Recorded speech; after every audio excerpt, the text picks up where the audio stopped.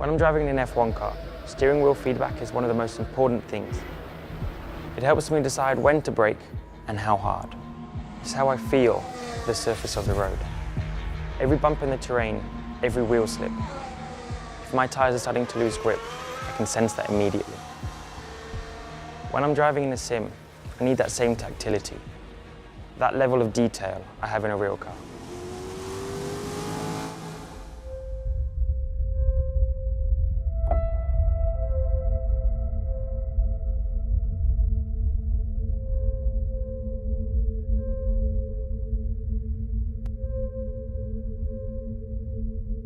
Racing games have come a long way in the last 20 years.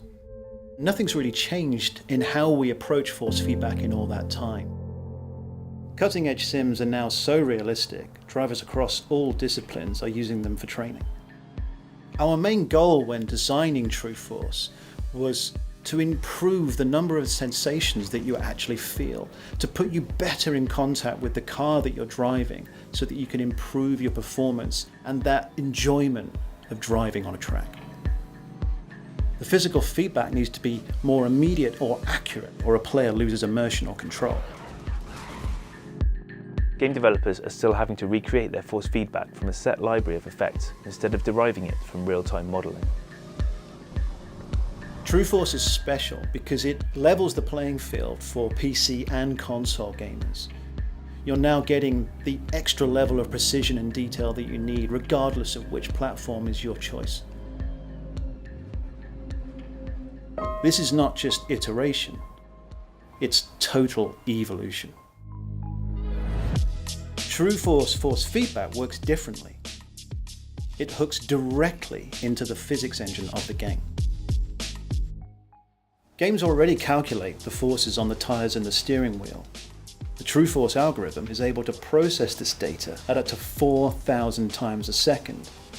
It will even use the game's audio engine and pass it directly on to the driver.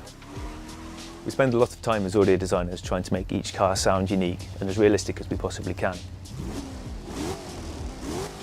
Being able to integrate the audio into the force feedback is something that we've wanted to do for a long time, and True Force enables us to do that. And the ability to send the audio to the wheel, to have it respond and vibrate with the loss of traction, really increases my ability to give that immersion to the player. You can sense the changing surface of the road. You'll be able to feel if the back end of the car is losing grip. The first time we had it running in the build, could feel the wheel humming and vibrating as we revved the engine. Our immediate reaction was, it really adds another level of immersion. The first thing you're going to feel with a True Force wheel is the engine note. The minute the engine starts in the game, you will know exactly which car you are driving. True Force is the beginning of something new. This is now the foundation for all wheels that we'll produce in the future. This extra level of information gives everyone all the information they need to learn how to control their car better. True Force benefits any racing fan looking for a more realistic driving experience. Because winning is all about feeling.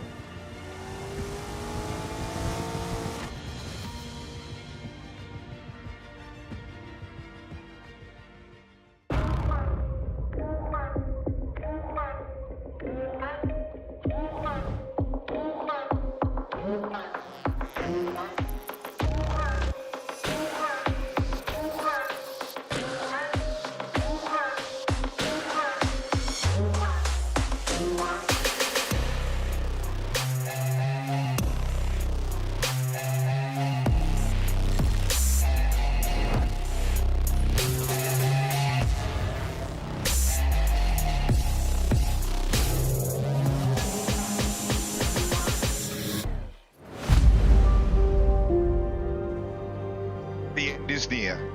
The end of the beginning that has been the Logitech G Pro Invitational Series. A season that has brought us the highs and the lows. And after we tackled the mountain, you probably thought that the hard stuff was all finished. Tonight though, we challenged the biggest of all. A place that shows no mercy to the smallest of mistakes. A track that won't give you that extra centimetre you need to get that perfect lap. A track that, if you're triumphant, gives you the highest of highs, and if you soldier on, you will get the result you deserve. Tonight, we crown a champion. Welcome to Belle. Welcome to the Logitech G Pro Invitational Series.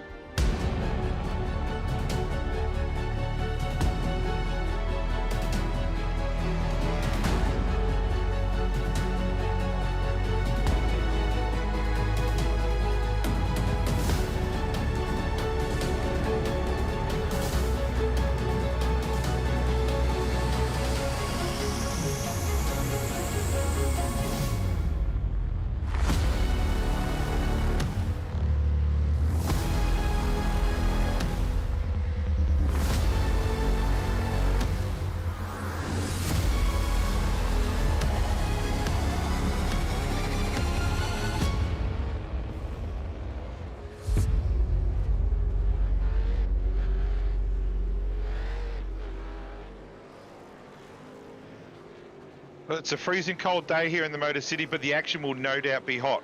With the TTR's Jake Maloney unavailable, the series has its first champion, Jared Filsell. The number 94 has been a standout for the year, and we all congratulate him. And now that the pressure's off, it's time for him to put on a show. To call all the action, we welcome Jake Blackall and Stephen Sandman Clark. Guys, what are the odds of a safety car tonight? I think that's going to be pretty high tonight, Brenton. Welcome everyone here to the Logitech Supercars Pro Invitational, round 9 of the championship from Detroit, Carlisle. Our own Surface Paradise. Sort of follow-up from Bathurst 1000, which was a stunning race. Myself, Jake Blackall, Stephen Sandman Clark, alongside me tonight to join me for all the action, as well as Luke from Race Stars TV for all the pictures that you're seeing and all the work that he does behind the scenes. And Sandman, what a way to come back after Bathurst. What a race that was. It had everything. And we crowned a champion. Jared Filsell has locked it up. No Maloney tonight, unfortunately. But who could stop Jared Filsell? He has been on fire. Absolutely. Good evening, everyone. G'day, Jake. And wow, yeah, I mean, we saw it from the start. He was very dominant all season. Didn't really put much of a foot wrong. And yeah, he's a deserving champion, no doubt. We probably thought we'd want to see it go to the line, but at the end of the day, that's where we're at. So, and here we are at Belle. What a racetrack. So the boys have definitely got themselves a fair bit of work cut out for them tonight. Definitely, they do. It's a hard track, especially for a supercar. We all know this to be hosted one of the rounds of the IndyCar Championship, and we bring it here with the big V8 Supercar that doesn't like any terms of downforce to try and get these cars around this racetrack. These guys have got a long night ahead of them. Big qualifying session, new format as well for qualifying, 35-minute sessions, but that will be split into two 15-minute sessions with a 5-minute break in between. Q1 will be the bottom 21st to 40th in terms of championship points. Then Q2, which will be the final 15 minutes of that session, will be 1st through to 20th. That is a massive thing for this championship. I think that could just play a little bit in terms of how this order sets, Sandman. Evolution of a racetrack. It's usually pretty good. As soon as the qualifying session goes out, those guys that are in the bottom half of the championships are going to get that benefit. As we look at one of the guys, Ethan Grigol, having a spin off of turn number 2. That we may see that quite more in qualifying tonight. But that's another thing. That early session, track's going to be really green, really fast. Later on, it's not going to be as good, which will hurt those guys coming out later in Q2. It's amazing. I actually don't mind the format, to be honest, because it does. Yeah. It really does mix things up a little bit, doesn't it? Because everyone really needs to be cautious of what the track conditions are like. You really want to strike, I guess, when the iron's hot, and we talk about how much the track changes a little bit once there's a bit of temperature in it. So, you know, is it going to favour the guys that go out first or the guys that go out last? You know, we'll have to just wait and see. I think that's going to be, one of our talking points to that whole qualifying session of what that track evolution does and throughout that session. But at the end of practice at the moment, once again, Jared Filsell fastest in the practice session with Gilliam down, Rivera and Anderson rounding out the top 5 at the moment. Brenton Hobson will be looking for a better result here than where he was at Bathurst, currently P number 14, as we look at one of the other SSR guys who have shown strong performance all year, haven't they, Sam? And SSR have been the ones that have really brought it to TTR, especially obviously with Jared now being crowned champion, but they definitely put up a fight with TTR. Absolutely, you know, everyone there is a good steerer, and everyone contributes, and yeah, we always say that, you know, we state about, you know, the cream rising to the top, and you'll see that, especially when we come to racetracks like this, because these type of tracks are so tricky as far as the bumps, the undulations, and the different tracks that we've got. Like, obviously you got the surfaces as far as tarmac and concrete, so it's not the easiest track. I know I tried to do a couple of laps last week or the week before, and you know, I wasn't all that successful. So thankfully I'm in the commentary box today. Thank God we're in the commentary box. I drove it in a TCR not long ago, and there's some parts where you think understeer doesn't exist until it does, and there's a fence heading for you with a front-wheel drive TCR car. It's actually a weird feeling around here. It definitely doesn't suit them. It provided great racing, but yeah, I think I'd rather be in a rear-wheel drive car. But as Jordan Ross pulls it over in the Wave Runner SSR Mustang to finish the session, and this will head us into qualifying. The new session, new format. I'm really looking forward to this. This Q1 session right now, 15 minutes. The whole session is 35 minutes, but there will be a 5-minute break in between the two sessions, so we bring up those practice results to see who is fastest heading into qualifying. It is field cell with Gilliam, Down, Rivera, and Anderson rounding out that top 5. Jake Burton, who will be looking for a good bounce back after climbing through the field of Bathurst. Ethan Grigol, Kobe Jones, Tom Freo, and Griffin Gardner inside that top 10. Actually, good to see Ethan Grigol there, who just recently come off winning an Enduro for the XL, one of the biggest Enduro series that the XL have. Himself and Benny Smith were able to take that victory for them, and they are sporting a new livery this weekend as well. Evolution Racing team with Shoulder On jumping on board. Sebastian Flock, great to see them bringing on such a good organisation, especially that, you know, we've all gone through that sort of stuff in terms of being able to show that, you know, Sam, and to support that sort of a program is massive for them. Absolutely, and huge congratulations, Sam. It's great to see them supporting that and having their livery changed. I really, I take my hat off to them. That's great for a great cause. It's really good.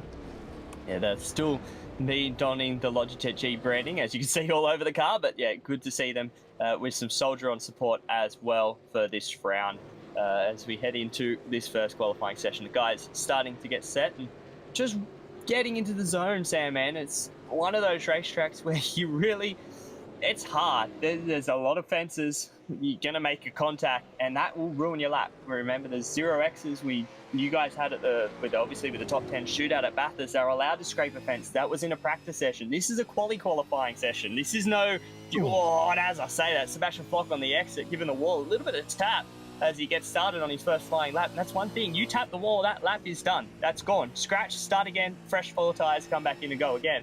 And that wastes so much time, especially when it's only a 15-minute session.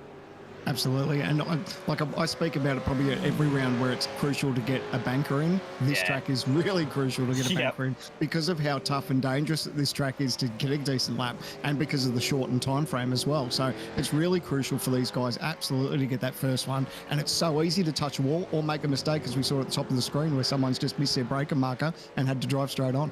And as it drives straight on, then you have to go all the way back around and come back in the pit lane and then go again. So we look at Sean McNamara with a new livery on those cars, I believe. That's a new one that I've seen. Actually looks really striking. White, orange and black. Looks good for those guys out on screen, and racecraft on board for them. As we look at Kobe Jones setting purples at the moment, and this is where we sort of get a good representation of who's quick straight out the box. Obviously SSR, they're going to have a good setup underneath them. Kobe Jones showing that right now. 2 purples, second and third sector as he comes through this tight complex around the fountain. Out of turn 11, the tight hairpin, trying to get the drive traction into turns 12 and 13. Turn 12, you can run a little bit deeper and wider than you expect, but there is an outside wall that would want to not hit. He goes all the way out towards it, tries to get as close on the run onto the main straight. 13, and then there is this dog leg, turn 14. He's going to come across the straight to finish his first lap, and let's see if it is going to be up on the board. And it will be. Kobe Jones, 128.1 off the top board. That's pretty good straight out the box. Tell you what, if iRacing starts thinking about changes to these models where the mirrors fold back, that's exactly what would have happened with Jones, because he was right up against the wall, wasn't he? Speaking up against the wall, yeah, that's a fence and a mirror for sure. So, yeah, it's amazing just how close these guys have to get to really make the most of their lap. And that's going to be damage as well. Gardner hit that fence pretty hard in the left rear. You can see it all scuffed up as he come down pit lane. And again, scratch the lap, not even bother trying to go around for another lap. Come in, try and get as much as you can repaired and go out again. And it's like expected. Those guys are going to have to just try and focus on that first lap. 4 fresh tyres is going to be the case. It's like, I think he hit the fence there on the exit, did hey? I was a little Looked bit. like it. It looked like it. Yes, Looked like he got yeah, out. look at the He damage. did. Yeah. I think that definitely was a little bit of contact there on the entry. That's a tight part to turn 3. You're trying to actually maximise the exit, and that's what he did, Adam Hayne. A little bit too much there, and that will invalidate this lap. So he's got to go around and bring it back in. I don't think anyone's going to be going quicker on that second lap though, Sam. But again, already 4.5 minutes gone off the clock. Yeah, and like I said, like if it's a minute and a half round here, once you do your out lap and a hot lap and then back in, you're probably looking at 4.5, 5 minutes nearly gone anyway. So 15 minutes, you're only maybe going to get 3 solid runs if you're having a good crack at it.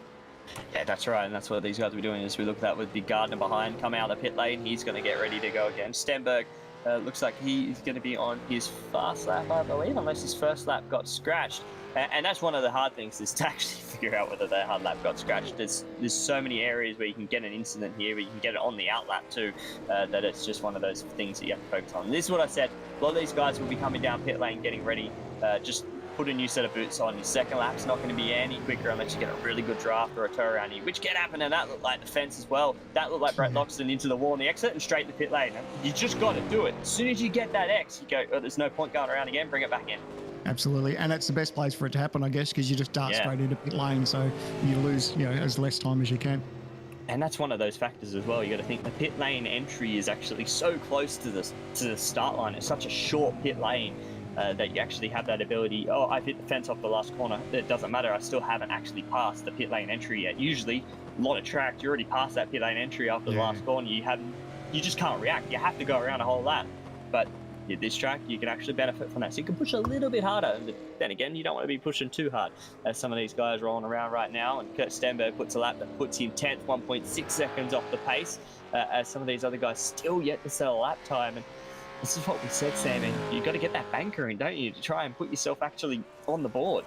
Absolutely. I remember, I never did a lot of racing. I was never as good as what these guys were, but I always sort of had that mentality. It was like, let's just do one. Like, I don't even care. Yeah. Like, it doesn't even have to be super fast. If it is a fast one, yeah, that's great. But you really just want to put something on the board, because there's been times where, I've thrown away a qualifying session. I thought, man, if I'd even done a slow lap, I would have been at least top 5. You know what I mean? So, yeah, it's crucial for these guys. That'll be playing out in their head, but they've all had run 1 in it. And now there's other guys that are on their second attempt possibly at this stage. So, still, what are we, nearly 7 minutes. So always at the halfway mark sort of thing. So it'll be playing on in their mind.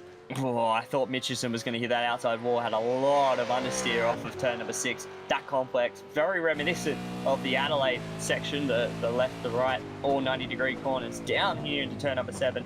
Big curve on the inside that you can take a lot of. Bounces the curve over, then this tight left-hander down into turn number 8. Try and get it in the little grate on the left-hand side. It's like a little divot in the road, sort of hooks the car, then this big long left, turn 9, turn 10, waiting for the car to sort of settle. First gear out of the tight right, up. That is a hard traction zone. There is a lot of bumps on that exit. You're trying to get the power down nice and steady, then into this fast-flowing 12, 13 complex. It's such a cool track. Walls facing you everywhere, and I think that's why a lot of people do like it, in a sense. I think Supercars wise, it's not as Griffith Gardner goes to provisional pole 28-0. Mitchinson's going to come across the stripe, and that's going to put him 11th, a little bit off the pace, but again, he has set a lap time that puts himself on the board. Geez, I wonder if this is one of those racetracks where the teams have just sort of been scratching their head, because it's crucial to have a decent car setup around here. Because the cars move around so much and they're over the bumps and the different surfaces that we've got. Like, you really need a car and a shock package to work good. So it'd be interesting to hear some of these guys' thoughts on how much preparation went into this weekend because of how difficult this racetrack is. I think that's one of the things is how do you set up a car here? You either go full soft in terms of like managing the bumps, because there is so much of that, maybe sacrifice a little bit of car mechanical grip in terms of rotation and everything like that, depending on how they have their cars set up, just focusing on bumps, or do you just go, screw it, I'm going to control the bumps with my right foot and get the car to do what I want it to do. There's so many variables that these guys can really go down, and those that have managed it well will rise to the top. There's Ryan was sideways. There's a couple of other guys. Ellis up to P number 3. Ryan is currently provisional P4, but he set a couple of purples at the moment, coming across the stripe 2/10 off the top currently. Where is this lap going to put him? It will move him up into provisional pole, 27.9. Good lap time there for Brad Ryan for Evolution Racing Team. It was cool riding on board. You could see just how much steering correction he was putting in, just chasing that rear a little bit. So, like, he was on top of it. He was having a red hot go, but man, there was some correction going into the steering. Looks like the car is a little bit loose, but you expect that around here. It's not a lot of traction. Loose is fast. Loose is fast. Loose is very fast. I always like a loose car. Loose car, good. Don't give me a tight race car. I will scream and swear at the engineer, go and give it loose. I want this car looser. As we look at Jamie Dyke, currently down in 13th position, 1.1 off provisional pole, and these guys getting ready for another lap. Just rolling around as he's moved over. I believe that was to let Adam Haynes through, who is getting ready for another lap as well. But Ryan currently provisional pole with Gardner in P number 2, Jones, Ellis, and Harrison rounding up the top 5. This is Q1 for this session. If a lot of you guys are wondering where the rest of the 20 other cars are, they are currently in the pit lane. They will have their shot at it in roughly just over 10 minutes time. So 15-minute session for these guys right now, which is coming up to 10 minutes. Only 5 minutes left for these guys to pull that time down. Then we'll get 5-minute break, and then we'll get the rest of them to go out there and set another lap time. I'm curious to think how all the other drivers are, that are sitting there watching this session. Are they nervous? Are they thinking about how the track's going to change by the time they get out there and have a drive? Like, they'd be looking at the times and going, there's a couple of people that might have had those times measure in the earlier session in practice, but what's the track like now? I reckon they'll be really curious about it. Yeah, that's one thing that these guys were monitoring, and especially those guys that have drivers in this session. Like Brad Ryan will definitely obviously go back to ERT and say, well, this is how I think that the track feels better than it did at the end of practice. It feels a little bit better here, better there, worse here, worse there. Obviously, same thing with Ellis. He will definitely be going, this is what it's doing for TTR, and same with Kobe Jones for SSR. So they've all got one driver in there. Oh, it's Loxton. That was a hard lick on the outside wall. And like I said, straight back into pit lane. And get that one ready for another run at it. He's got some time to get another lap on the board. Hayden Harrison going to come out of the last corner and see. Oh no, sorry, that's not Hayden Harrison. That looks like that is Stenberg on screen, and that is going to come across the stripe. Looks like he's going to start his lap time and get set to go for another run, turns 1 and 2. And that bump on the exit there, you run it all the way out towards the wall, and just it unsettles the car. As soon as you get over that hump, Sam, and it just loosens the rear up, and then you got to try and hope that it doesn't want to slide out towards the wall on the outside.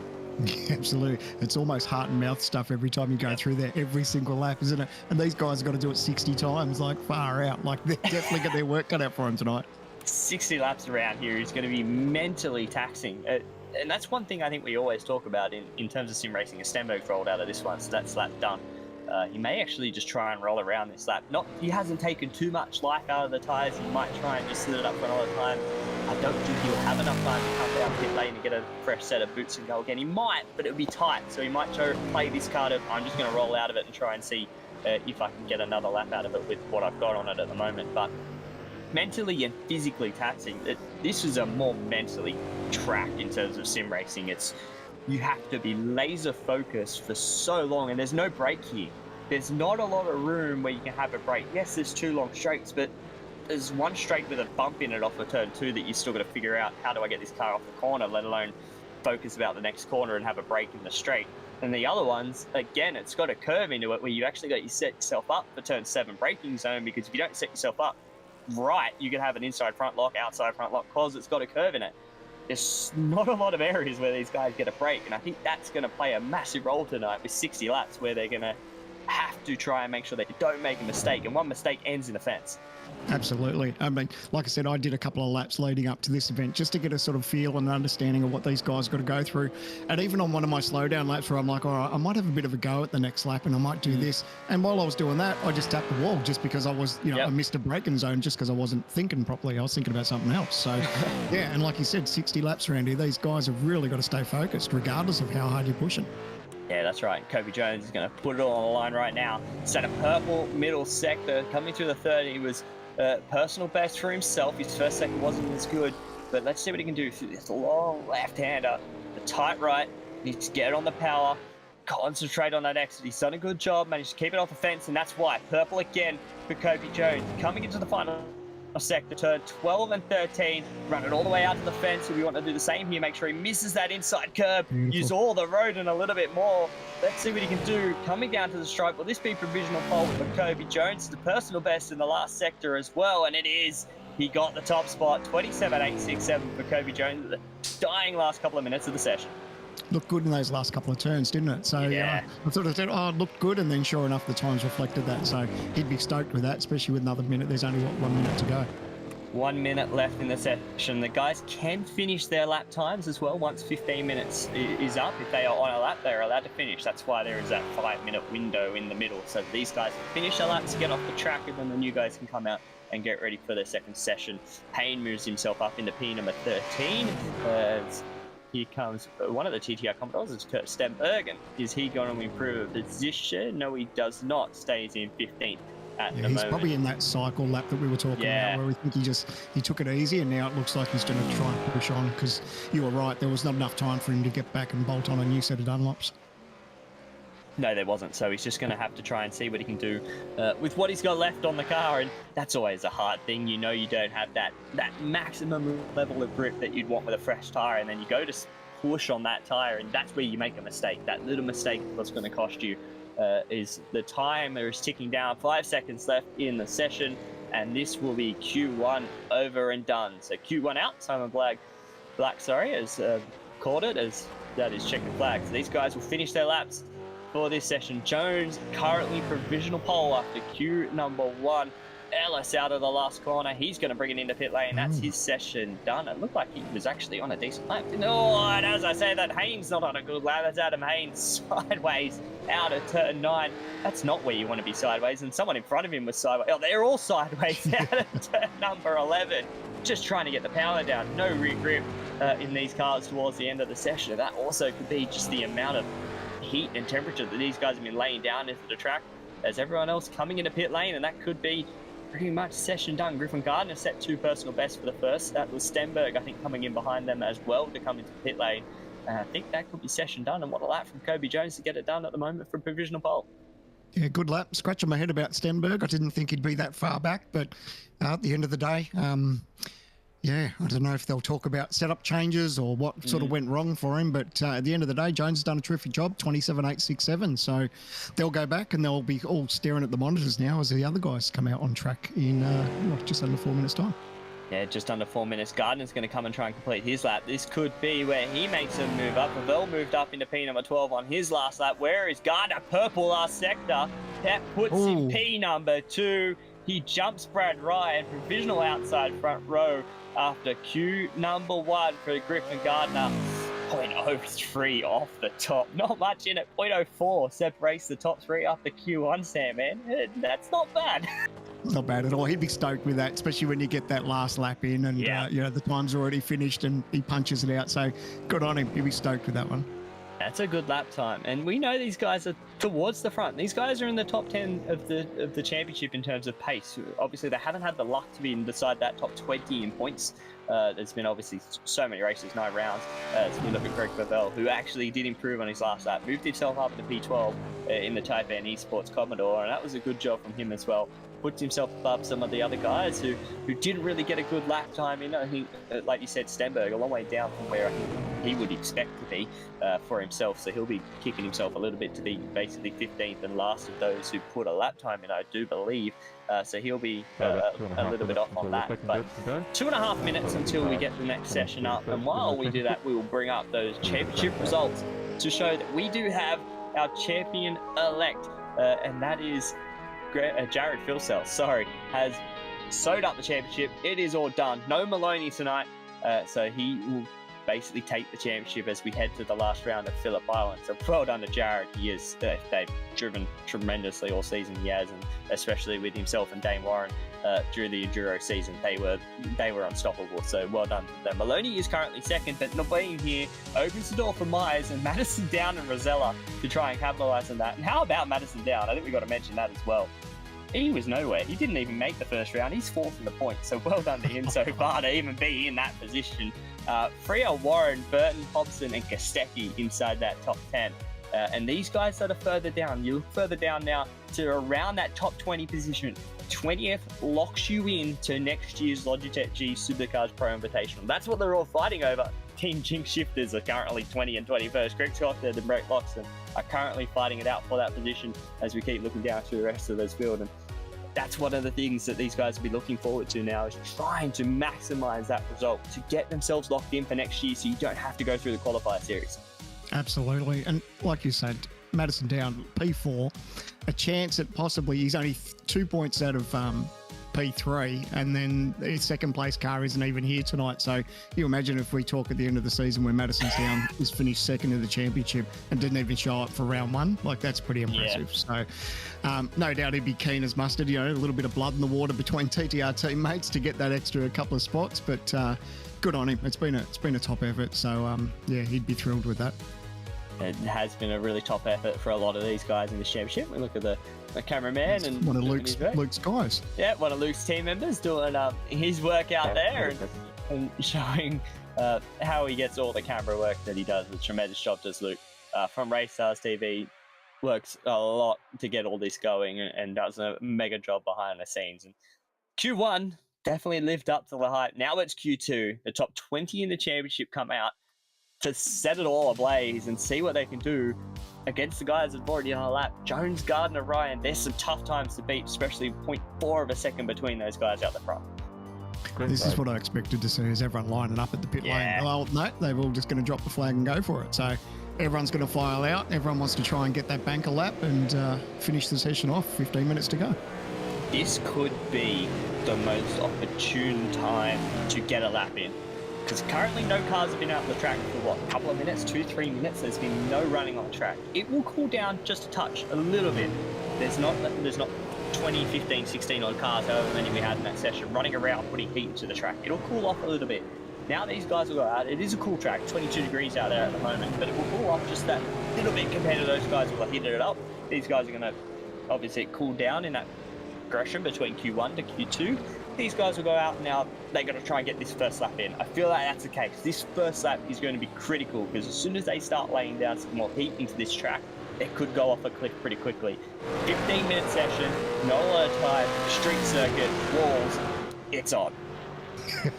It's a recipe for excitement, isn't it? Oh, yeah. I think we touched on it. It's our little taste of Gold Coast, I guess, the Gold Coast street race for us. So, I mean, yeah, like you said, these guys be pretty keen to get a lap down first before the track heats up. That was always one of the little frustrating things when you go out in these sessions and the more traffic that starts to get out on that track and it gets warmer and then, you know, you start to lose that little bit of advantage. So everyone would be keen to definitely get one of those banker laps and make it count because they don't want this track to slip away from them. No, that's right. They don't want this track just to disappear, just that little bit out of the window for these guys in that Q2 session. And Brady Myers, what could be said about him as well, comes out of Sebring winning that race and hasn't had the best season so far, but obviously still inside that top 10 as these guys get ready to set up and go. Ethan Griggold has not had a lot of practice this weekend. Obviously from racing the XL Series, he was not able to get as many laps as I think he would have liked. He's coming in pretty much fresh bones, so he's going to have to see what he can pull out of the bag. Burke's the first car that he's setting the timing sheets alight. Ethan Griggold, Richard Hansen, Madison down. A lot of greens, obviously personal best for these guys. No purple so far. Huge congratulations to Ethan for that run in the XL. His Logitech XL, brilliant looking car. And mate, I'll tell you what, that's not a bad excuse for missing out on practice, is it, to actually do some real world racing? So good on him. And yeah, how much fun he'd be having in that. I'm very jealous for seeing him having a run in that. Yeah, national champion, and yeah, he did clinch that as well. Yeah, absolutely. And obviously the race on the weekend with Benny Smith, another Evolution Racing team driver who's unfortunately not here tonight. And they did a mega job to take away the two races on the weekend. And he has been doing a very good job. It will be interesting to see what Ethan can do next year in whatever he decides to progress into, or just stays in the XLs and keeps plugging away at that. He's definitely done a good job there. This cool drive entry, though, did not have a cool drive at Bathurst. That was a tough luck for Josh Anderson and Josh Michaelton. I think they would want to scratch that one off their list and move on, and that's what they're going to try and do. Anderson here just trying to see what they can do. But there it is. There's some purples for Burke coming across the stripe, and mean purples for Jared, Phil. So who else would be setting purples out there at the moment? These guys come in. Hampstead goes 6. Burke was 9. Phil Sell provisional pole. 27-7 out the box on his first lap. Got the job done. But Jones is still up there. That's still P2. Burton came in 5th. Hampstead's obviously only 8th at the moment. Ross came in and dropped down a couple of positions. Burke's 11th. Hobson's 12th. These guys aren't really up there. Gilliam, though, he says, I'm just going to put myself into P number 2, thank you very much, and takes away that provisional outside front row. Yeah, Jones and everyone else would be like, all right, well, if they don't punch out that first one, straight away, then, obviously they look better the longer this session goes on because of the way the track changes and gets warmer and all the rest of it. So can they be sitting there just licking their lips a little bit, watching these screens and looking at the timing and going, all right, boys, you don't need to improve any more than that. I'm pretty happy with that. It's not bad, though. First lap, and you're only a 10th off and you were in the first session. They've done a good job there. That's very good. I do like this, but no lap time for this man. Madison Dowd did not get a lap time in that first run. He's obviously come back into pit lane, strapped some 4 boots, and have gone again to see what he can do on this second run. And that's the thing. As this run goes on, you're not going to say, but Ethan Grigol, no lap time for him as well. So 2 of these guys who we expect to be inside that top 10 are going to have to come around and see what they can do with a fresh set of boots and go again. Let's see Rosella right now. He did a good lap time, but it's only 21st, Sam. Only down in 21st position, 8 tenths off the top. He's got a banker in though, so that's good. He's got himself a lap time now. Let's bring it around, get some 4 tyres and go again.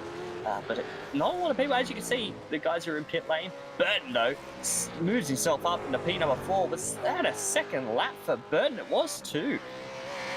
Oh, that was impressive if that was.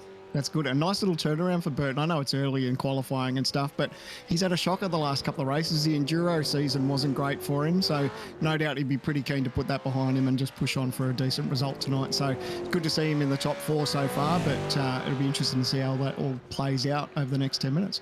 Rivera as well moves himself into P number 7, and he's hit the fence hard on that right-hand side. So he must have dirtied the first lap, has hit the fence pretty hard on the right-hand side. And now he got his second lap in, moves himself inside that top 10. So Marcelo, once again, showing his speed. He has had this, hasn't he, Sandman? He's had some pace, but just not the result I think you'd be looking for, and some bad luck, especially with he had one connection issue, a couple of pit lane dramas. He has not had the luck go his way this season. Yeah, absolutely. And isn't it funny how you can be, one of the best drivers out there, but racing, obviously you need that little bit of luck too, because it just makes things so incredibly hard. But he's a good talent, and at the end of the day, put all that bad luck behind him, and if you can push on, but looks like he's pushing on here, but he'll probably capitalise a little bit better with a straighter race car, I think. A couple of right-hand side panels needed for that ERT Soldier on Commodore would be nice, and he could maybe move himself up a couple more positions if he had that little bit of better on that Commodore. Must be handling like a boat at the moment. But looking through Boyd, these guys will be getting ready. Outlaps for a lot of this field, getting set to do their next run. Anderson as well. He's setting personal best for himself. He is a fair way down the order. No lap time so far on board for him, so he'll be wanting to see if he can get a lap time in. Same with Madison Down. He's set a purple 4th sector. That could be promising for Madison Down to maybe move himself inside that top 5. It's so close. 0.1 of a second. I thought there was a car in the fence, but it was just everyone moving wide. And as I say that, Madison Down moves himself up to P number 5. Good job from Madison. Ethan Grigol goes 9th for the Evolution Racing Team driver, so moves himself up inside that top 10. Anderson, he'll be wanting to follow suit. Where does he put the Cool Drive Mustang? Coming across the start-finish line, and where is that going to move himself? P number 8 for Josh Anderson. Good job in the Cool Drive Mustang. Absolutely. Those 3 guys would have just breathed a sigh of relief right then, just to know that they're sort of in the top 10, because we touched on it, where a couple of them were outside the top 20 at one stage. So that's the last thing you need going into final qualifying. So now that they've actually got themselves inside the top 10, it's a quick dart back to pit lane, new set of Dunlops, and they'll push on again for another one and hopefully try and improve. That's exactly what they'll be hoping for. They just want to try and improve. Freya looks like he's going to head to the pit lane. I did see an SSR Commodore doing a flick spin down to the end of turn 3, which we've seen a lot of times in that sort of a complex. And when you go off at a street circuit, then you go up the escape road, it's all right, we're going to flick spin the car around, get back going again, and point it in the right direction. So I did see someone doing that at the exit of turn number 3 just before. But Madison Down, good job. Puts himself up in a P number 5. A little bit of flash of the lights, if you know to listening to talking about him. There you go, yeah. Hey, Mads, how are you? As he's going to bring it into pit lane and get ready for new one. But Jared Philsell, he has been lighting it up. I did see it. He's been flying, coming out of the last corner. Well, if you want to get any time to the fence, just put a replay camera on that one, put a GoPro on the left rear, because I think he would have got close to it. Phil Sell, that should be able to improve the lap time, and it does. 3/10 out in front, 27.6 from Jared Phil Sell. There's the market, boys, go and catch it. I was just about to say qualifying's been pretty close, and then Jared goes out and smacks him by 3/10. So, wow, yeah, decent lap there. He'd be pretty happy with that. I think he could quite safely park it now and not have to worry about the rest of the quali session. But let's see, Jake Burton on screen got a purple sector 1 as well, and pushing on with a green sector 2. So he's looking to improve, but he's got a margin to chase down, hasn't he? It's got a margin, 27.5, sorry, for Phil Sell. It was a 27.6 from Gilliam that I saw flash up. Moved himself up into P2, so he followed Phil Sell in terms of lap time. Burton's pushing, but that had a lot of understeer into turn number 7. It didn't look like it wanted to hook up to the apex. Turn number 8, now into turn number 9 and 10. Run this, let the car settle. Hard on the brakes, down into first gear, get the car turned, easy on the gas. You want to make sure it grips up because it will slide out towards that outside wall. That will dirty a lap. Personal best fourth sector for Jake Burton. So he's got 2 personal bests, 1 session best, 1 okay sector. It's not his best, but it's not horrible. Let's see what he is able to do across the stripe. Can this improve him just in front of Kobe Jones, who is currently P number 3? And it does. Nice. Moves himself up into P3. Well done, Jake. I don't know what you've done since the last race, but whatever you've done, mate, keep it up, because it's good to see you improving. P3 at the moment, so you'd be absolutely chuffed with that. Like I said, we touched on it, and you didn't have the best enduro, and had a great start to the season with 0 thereabouts, but sort of slipped off the radar a little bit. So, mate, Jake, if you're listening, whatever you did through the last round to this one, keep it up, mate. Yeah, keep that one up, because it's good to see you up there. And again, personal purple for Burton in the first sector. He's got that first sector locked. Whatever he's doing there, keep it up, because he's doing a good job at it. Freer as well has set green in the first sector in his SSR Mustang. As we look at Brendan Hobson, he'll be getting ready to set himself up again. But here is Tom Freer coming through this left, right, 90-degree complex. So reminiscent of Adelaide Street Circuit, which I'm so glad we get to see that again. I can't wait for that. A couple of weeks' time. I can't remember. I don't follow those dates as well as I follow this, so I wouldn't actually know when the next round of the actual Supercars is at Adelaide, but I can't wait to see that racetrack again light up with Supercars on the track. And the last time we get to see Gen 2 in action in real life, Sam, and that's going to be one of those things, isn't it?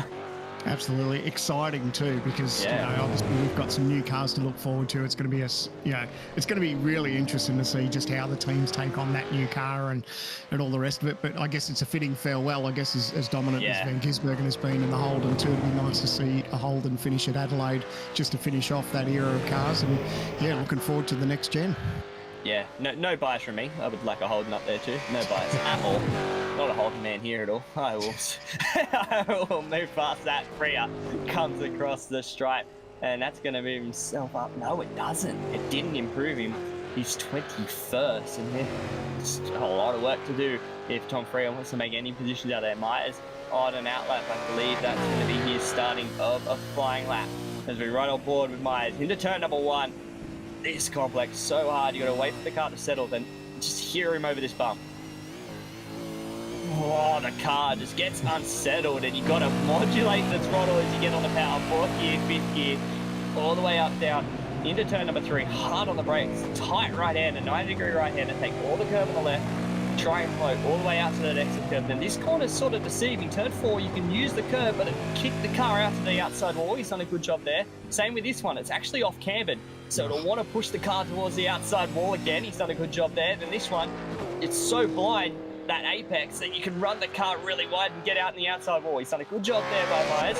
Personal best second sector as he comes up now into turn number 7. This left-hander under brakes. Very hard to get right. Float the car in. He's done a good job. Used all the track and more. Misses the curve on the inside, which floats the car a little bit wider than I think he would have wanted to, but it depends on how he has the car set up. Turn 8 now into turn 9 and 10. Flowing left-hander. Great part of the racetrack, especially in a rear-wheel drive car. Not front-wheel drive. It is a pain. Turn number 11. Hard on the exit curve. Done a good job. All the way up against that wall. Final part of the track. 12, 13. Just use all the racetrack and more. It's so easy to get an invalidated lap as you use all the wall and more, and that's going to be back in the pit lane and get set for another run. Good call, and just as we were watching that, there's been a position change. So Phil Sell at the top and Gillen the second, only was it just over a 10th. So things are closing up. I don't know if anyone's going to have enough for Phil Cell, but they're slowly running out of time. What have we got? Like a minute and a half to go. So it looks like Phil Cell's on an outlap to try, and I said he could park it. I didn't think anyone would get that close, but looks like they're all having a red hot go. Yeah, they're having a good push, and I think as well that's going to be tight with a minute and a half to go for them to get back out and get another lap. This could be it for a lot of these guys. Boyd comes across the stripe. That's an improvement up into P number 13. Good job from Jack Boyd to move himself up another couple of positions. That'll be his session done. He's not going to get another lap in unless he keeps going with that one, but it looked like he already rolled out of the throttle. Hobson fair way down in P number 20. This is his outlap, so he's getting set to go. Gilliam with a purple last sector, and it improves 27.566 400s off the top. It's got to be happy with that, but that's pushing the door for Phil Cell. Yeah, good on him. I'm Gilliam. That's cool. But man, I thought Jared would have it probably a little bit easier, but no way. Like, these guys are really taking it to Jared, so he's probably going to be thinking about, like, Jesus, getting close. He's probably got one more last shot at it. I think he might be okay, but man, it's definitely not signed, sealed, and delivered yet. Not yet, yeah, especially when it was 3/10 at one stage and instantly got taken down to the 10th of a second by Gilliam. And now he's just put it under a 10th. He is on the money, is Andrew Gilliam. He was quick here in the E Series, I do believe, when we went here, whether it was this year or last year. I can't remember when it was. He was very quick there as well. But Madison down, trying to finish off his session. P number 5 currently 3/10 off the top. He wouldn't be too happy with that as the checkered flag flies. So these are the last laps for this session. Phil Cell currently provisional pole. Can anyone topple the current provisional champion elect? He's had an incredible season, hasn't he? And it's no fluke that he's up the top of the timesheets. Well, I say he does his homework. He does sometimes. We've spoken on these occasions where he hasn't done much practice at all. But he does a lot of driving. And just watch the last couple of cars come across the line. Is down improved? No, he stays P5. No. But I think he may have just held on, Jared. But geez, the boys gave him a shake though. It's so good to see that everyone's just taken it to him. So, and everyone will just start thinking about next year now, because obviously this year's done and done as far as the championship. So these guys, what they should be doing is using it as a test session against him and trying to put their best foot forward for the start of next season. That's exactly right. You want to get your best foot forward and get ready and get set for next season. Hobson with a late lap improvement was 20th, moved himself up into P number 12. So Hobson will be pretty happy with that. I think Hobbo will be stoked to be just on the outside of the top 10. I think he would have liked to have been in there, but good job from him. But is this going to be a lap time? No, he's going to bring it straight in the pit lane. That's going to be done for him. Then we've got Wade Burke and Jared Phil Cell. Currently, is he going to improve? If he improves, that's just going to throw down the gauntlet. He doesn't, but it brings Burke into 14th. Good job from Wade Burke. Got a little bit of a draft help from his SSR teammate. There he is right behind Jared Phil Cell, and that would have been a 10th or two that just moved yourself up a little bit, especially if you're on the back foot. That can be beneficial for you. Absolutely. Well, I didn't mind that. I don't mind the little bit of a mix-up with qualifying because it certainly has these guys thinking sort of outside the box, doesn't it? There's certainly things to think about as far as the way the track evolves and being in different sessions and making those laps count. It's so crucial, but it's so good that everyone took it to Phil Cell and he didn't sort of have his own way. When he punched out that time and was 3/10 up on the field, I thought, oh, goodness, what's going on here? But brilliant effort from Gilliam and Burton. It's just, I reckon we're set for a great race. Yeah, this has lined itself up to be a cracking race as these guys bring it in to end that qualifying session, and that is job done. Jared Phil Cell takes out round 9 Logitech G Supercar Pro Invitational pole position in this race for Detroit Belle Isle. 60 laps ahead of us, but what a session that was. Gilliam on the outside of that front row with Jake Burton lining up alongside him.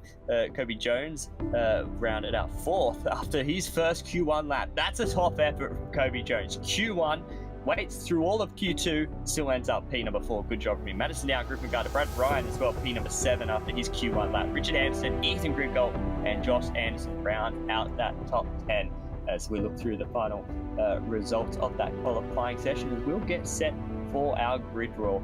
And none other than our champion-elect, as you can say. We can say that now because it's official. He is officially our champion-elect, and there's not much more that we can say other than that. Jared Phil Cell has done a tremendous job, and we'll bring him here as we get ready for our grid walk. And Jared Filsell, champion-elect. Congratulations on that, Jared. Well done on taking out the pole position here today for Detroit Belle, but also taking out the Logitech Supercar Pro Invitational. How do you feel about that? Yeah, cheers guys. A bit of a walk in the park for this race, with my only competitor not showing up, which is a bit unusual, but yeah, I'm just proud of all the guys at SSR that have put in the hard yards throughout the year to put us in the position where we are now. Yeah, it's just a shame that a few of the guys aren't racing tonight, like my offsider Brody. Yeah, he's unable to make it tonight, which is unfortunate, but yeah, it's pole position here is it's great. Yeah, it's one of those things, and yeah, congratulations to all you guys. You guys have really stepped up this season, and it's shown obviously with your dominance so far. But pole position, was that crucial tonight? 60 laps. It's going to be a long race. You know there's going to be a safety car. Well, if I jinx that for there not to be one, I'm sorry. But it would have been good to get that track position, wouldn't it? Just to be in front of all the carnage behind you. Yeah, for sure. Yeah, this is probably one of the more track position dependent tracks that we have on the service. So yeah, it's good being in front of everyone. But yeah, I'm not too sure. I actually have no idea how the race is going to go, to be honest. I think there's going to be a lot of tire deck. So yeah, there could be a few safety cars thrown about, but yeah, we'll have to see how it goes. It's real unknown, to be honest. I think it's unknown for everyone tonight. How does the car feel though, finally for the race? Does it feel good? Do you have a good race car underneath you? It feels good. I don't know about the tyre life though, so yeah, you'll find out soon enough, I'm pretty sure. But yeah, I think just trying to get into that rhythm early on will be key. We'll know pretty early on who's got what after the first few laps. So yeah, normally the tyres generally phase off pretty quickly around here, so we'll know the pecking order pretty early on, I think. But yeah, I think I'm just going to thrust out front and keep calm and yeah, really run the race at my own pace around here, because this is a track you really can't afford to let your mind wander a bit, which I tend to do in some races, which is probably one of the only weaknesses of mine. So yeah, I'm just going to try and concentrate and get the car home where I qualified if I can. Well, that'll be what you hope for, but anything can happen here at Detroit Belle. Good luck tonight, Jared, and congratulations once again. Yeah, thank you. That was Jared Filsell, our champion-elect, taking out our championship here, and obviously pole position for round 9 of the championship. And we're going to move in his outside front row sitter, and that is Andrew Gilliam. Gilliam, congratulations. What a lap time put on the outside the front row. Got a good car underneath you. Yeah, no, I was feeling really comfortable then. So yeah, stoked to be so close to Filsell. Like, those guys have been so dominant in the recent past. So yeah, good to close the gap to them. Just a shame, like, you always think, oh, I could have done that just slightly better and would have pipped him, but I'm sure everyone has that story too. But no, I'm really stoked with that result. How do you feel as a race car though? Obviously, Filsell going into it with maybe a little bit more tyre deg, and obviously it's going to be hard to pass here. Is that sort of your mind as well, of just trying to make sure you get the tyres to last the distance? Yeah, this is going to be a race of attrition. Like, if there's no safety cars, you'll have damaged cars going laps down, and you've got 40 cars on a 90-second lap. Like, just in general, we saw it at Sandown. There's going to be a lot of like cars on different laps battling it out, not wanting to give up time. You're going to be coming out of the pits on fresh tires, caught up behind people on older tires. So yeah, it's going to be a really difficult race of attrition, just to just try to maximize where you are on the track at any time. Yeah, I think that's definitely going to be one of those factors that we look forward to. But congratulations on such a stellar qualifying job to put on the outside of the front row, and good luck for the race ahead of you. I think it's going to be a good one. Awesome, thanks guys. Thank you. And that was Andrew Gilliam, outside front row sitter, starting out there for Pursuit Sim Racing. Really good job from him to put it just inside a tenth of Jared Filsell. We will move a little bit further back in the field, and that would be Lee Ellis. I feel like we only spoke at Bathurst, but Lee started down in 16th, right in the mid-pack, right in the firing zone. How do you feel about qualifying after Q1? Look, I'll be very honest. I was pretty vocal about the split qual. I think it's a pretty poor decision in my opinion. But it's worked out well for me, so I can't really complain that much at the end. Being bang in the middle, I don't know. I'll probably end up spun at turn 1 and watching from the grandstands having a beer. Who knows? No, we can bring the beers in here. We'll happily take them. But how does the car feel for a race car? Obviously, TTR, you guys all always do a mega job. Obviously, not showing your foot in terms of qualifying, I think, for a lot of you guys. I know Stenberg looked like he wasn't having a good session in Q1. How does it feel for a race car, though? You guys always work on a good race car. Yeah, look, we threw the kitchen sink out at about 20 minutes before the start of qual, so I don't know, we'll see how we end up. It seems to be pretty quick over 1 lap, so hopefully everything sort of sticks together and we're still facing the right direction at the end of 60 laps. I feel like that's what everyone does, goes into the practice session just before quali and throws everything at it but the kitchen sink and hopes that it sticks into qualifying and works, but yeah. It's always like that. But good luck tonight, Lee, and hopefully you can keep that car clean on the opening lap and make up some position from where you are. Yeah, cheers, appreciate it.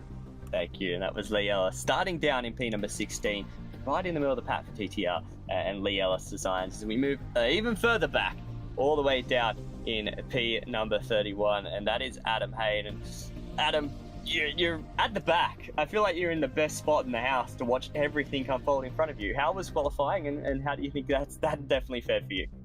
Yeah, mate, it shouldn't be too bad from starting from back here on this track, that's for sure. Royal bugger up of quali, but yeah, we'll head down the race and see how we go. How did the car feel? Just not to your liking? I did see a little bit off, but yeah. Setup's good. Obviously, other team cars are further up the track than me, but yeah, just didn't mesh with it. Got a few 0Xs and ruined a few laps, that's all. But yeah, give it a crack. Give it a crack. How do you feel the race car though? Do you guys obviously? Race car's good. The car's good. Yep. The race car's good. You think you'll move up some positions? Yep. Yeah, should do. Stay out of trouble and yeah. Oh well, hopefully you can have some good racing. Get through that first lap, Adam, and just watch all the carnage unfold in front of you, and hopefully you can have a really good race tonight. Cheers, mate.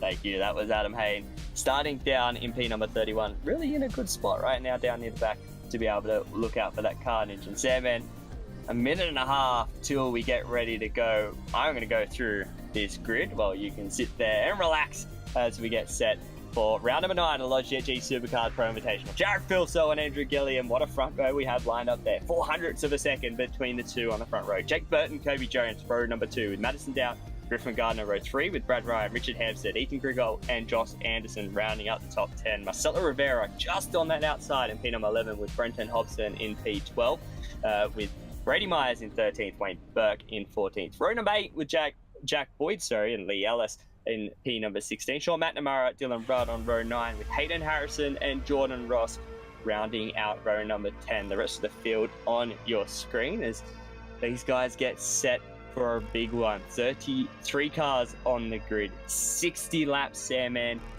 This is going to be a race of attrition. I think the two on the front row said it really well. Tire date's going to be big, and it's a matter of keeping the car clean.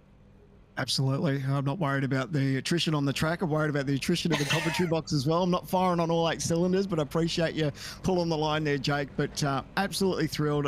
Love this racetrack. It's going to be good racing. I'm actually keen to see how this is all going to play out. So I wouldn't miss it for the world. That's why I'm here. That is why you're here. You're doing it hard style tonight. You're going to be in the long road, but that's all right. I'll drag you along. We're going to get there. We'll bring it to the end. 10 seconds before these guys get set. And we'll start building the revs to get ready to go here for Logitech Supercar Pro Invitational, round 9 of the championship from Detroit Belle Isle. We already have a champion-elect, that is Jared Filsell, and he's on the front row. Revs build for round 9 of the championship here for Detroit Belle Isle.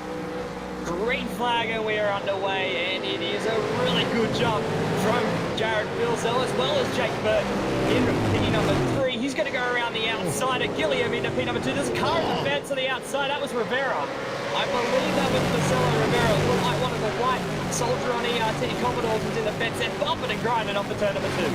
Oh, plenty of action there. How was the start from Burton? He didn't muck around there, but yeah, we saw one of the cars go off. I don't know if there was someone's come to a complete halt or there's been drama or everyone's managed to get away from it, but man, it's heart and our stuff. Burton is all over the back of Phil, so he's ready to have a red hot go straight off the bat. Burton's ready to go. He wants to fight for a race win. We saw these guys fight at Sebring all the way back, pardon me, in round number 1 of the championship, and they're back at it again, out in front, going hard, straight from the word go. I'm sure we'll find out all the action from that start line in a short time once we get a break from this. But Phil Sell out in front. Burton, P number 2, lost the spot. Did Gillian now down in P number 3. Madison down up to 4. Kobe Jones down to P number 5 as the guys just come through this tight inner complex around the fountain. I guess we shouldn't be surprised you touched on it with Burton, the way his pace is, because this track is, I guess it's very Sebring-esque, isn't it? Like, yeah. Oh, have a look at this side by side through here. That's hold your mouth stuff, because, man, the last thing you want to do, you're trying to stay online. It's very much single groove out there, and especially as the race goes on, you're going to get marbles out there. So it's so easy to get offline and fire off to the fence. You don't want to be doing that in about 30, 40 laps time. No, that's the last thing you want to be going out there on those sort of lanes. But here we go. Phil Sell sets the opening lap. Luke stops it right on the fence, down into turn number 1. Here the car's screaming down into turn number 1. What a spot that would be. Over turn 2, Phil Sell out in front. Half a second, he pulled the gap out a little bit further on in the lap. Like these guys are battling so hard, they know this is a crucial time to get positions made. The field's all bunched up, the field is all congested. Try and see if they can make someone with a massive inside front lock. Looks like one of the TTR.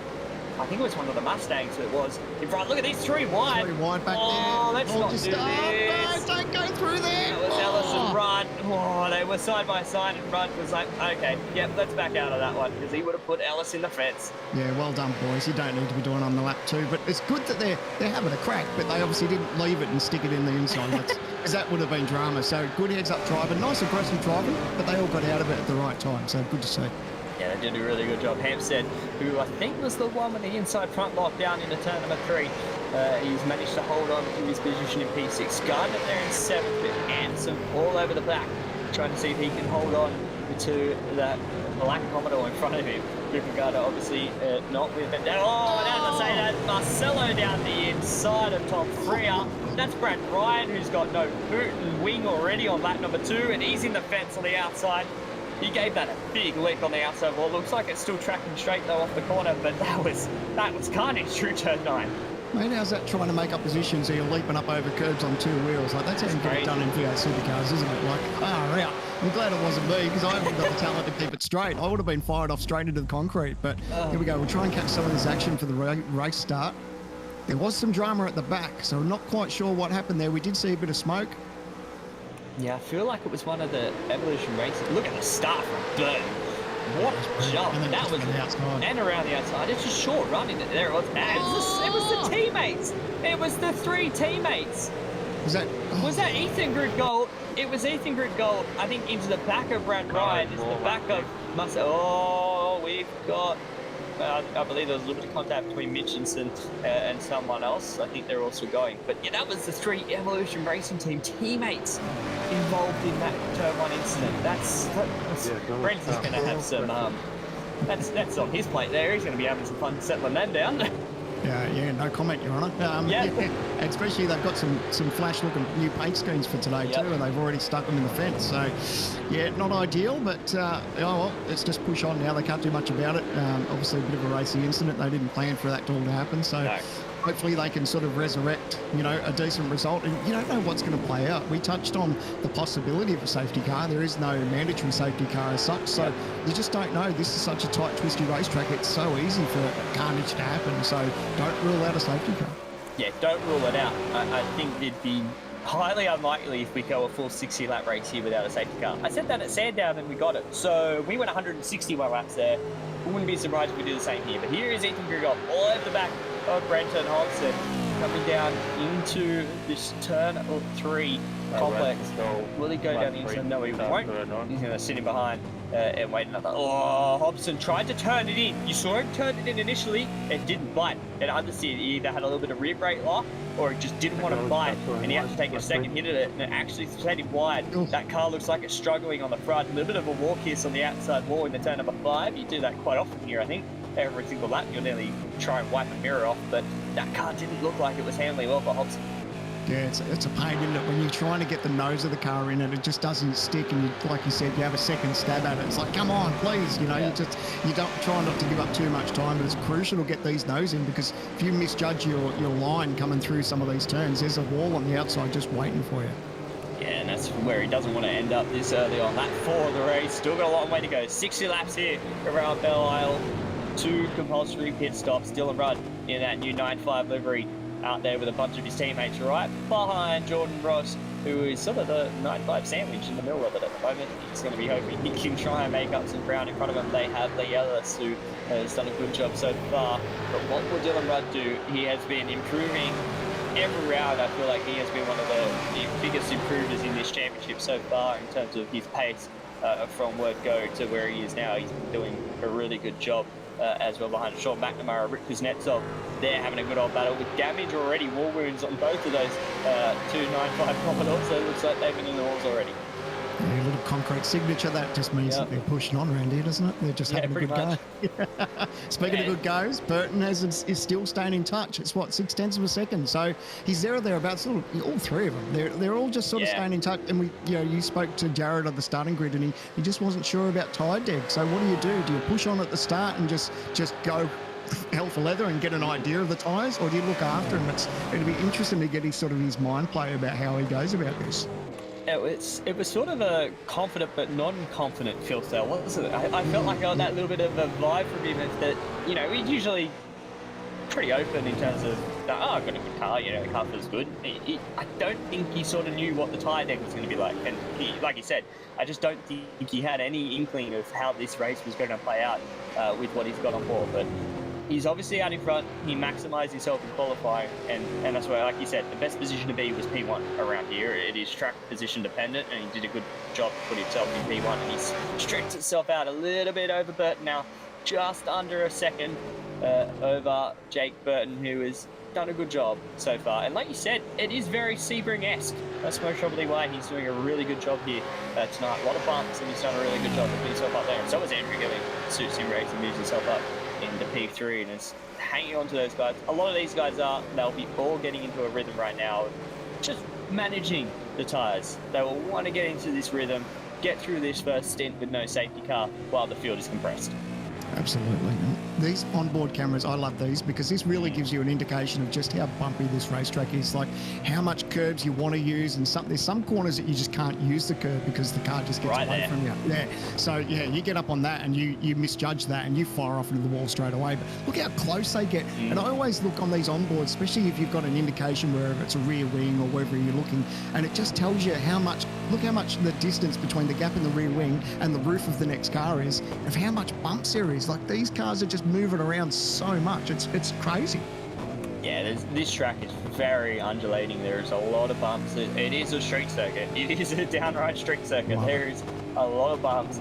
And like you said, some curves you want to take, some you don't. You can fire it down the inside into turn number 11. You have to be brave, and you have to have a lot of pace advantage on the car to get that job done. You have to also think that the guy in front's going to leave you a little bit more room than you think. That's like a cutting move at Bathurst. When we see a car dive down the inside of the cutting, that's a similar spot right there. You have to have maximum commitment to the move, because if you don't, there's going to be contact, and there usually will be contact anyway.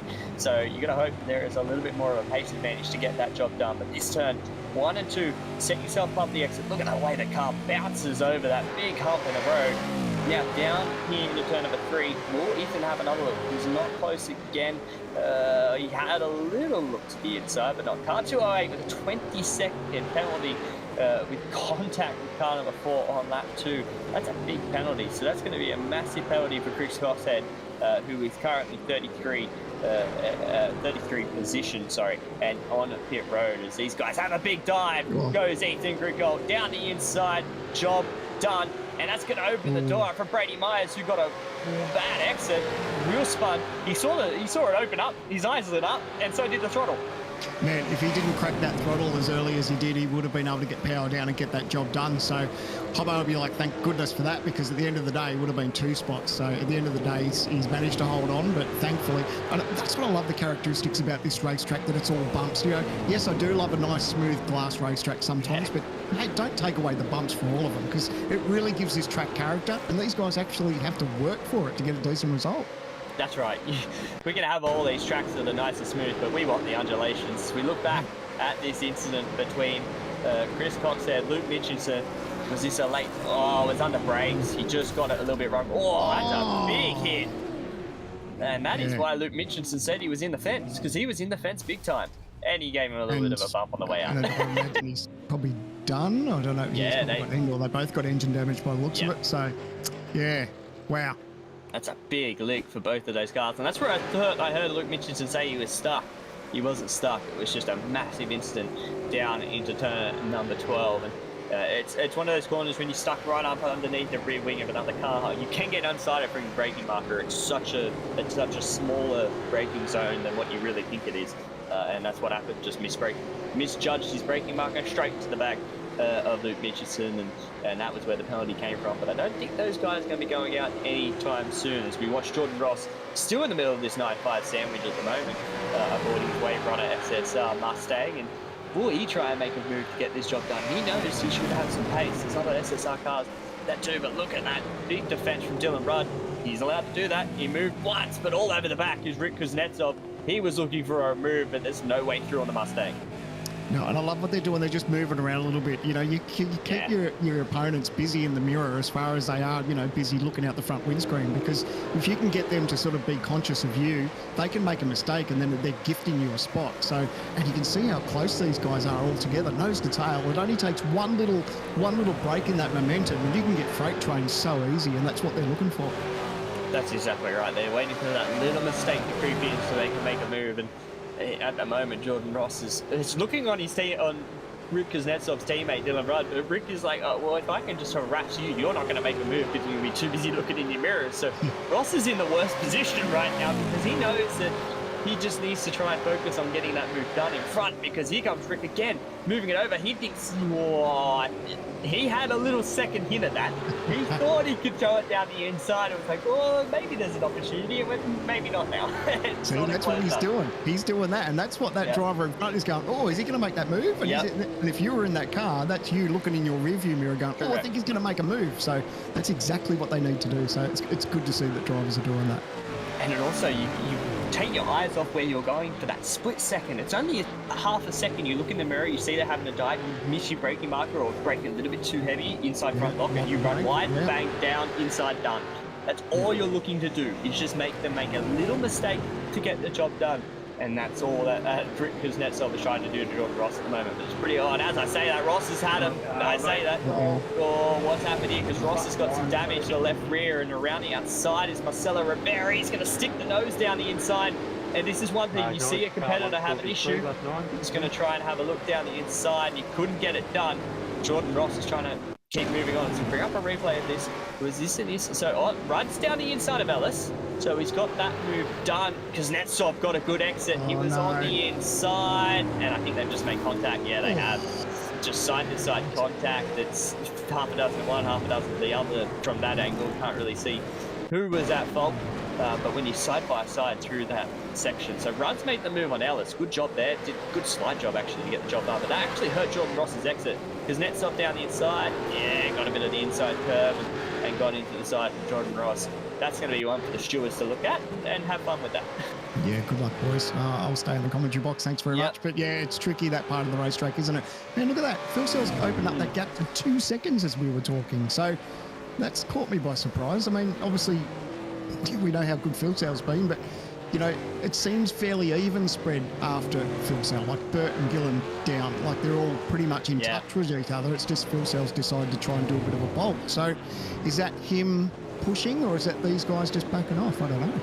It could be half a dozen of the other, half a dozen of the other. You know, it's one of those situations, I think, as well, where you're in this phase of the race. If there's a safety car, you hear a lot of people are coming up in terms of instance here, instance there, get the stewards to look at it. You may be thinking, okay, maybe there's some desperados going on down the pack. Maybe I'll try and stretch a little bit to get a bit of a pit stop window buffer. Because obviously when you come in pit lane, obviously we don't use the iRacing pits cycle in terms of safety car. We use our own manual safety car, so they can fly into the pit lane, and if they have a little bit of a gap, they can fill the car up a little bit more. They only need around 80 odd litres in the car, so if you're looking at that, that's all you need to put on board. You're going to try and manage that over the race. You can get a little bit more fuel in the first stop and manage that with a 2-second lead as Jordan Ross comes in, most probably to try and fix some of the damage. Same with Brad Ryan. These are those early stoppers trying to get out of the traffic and try and put themselves in some clear air.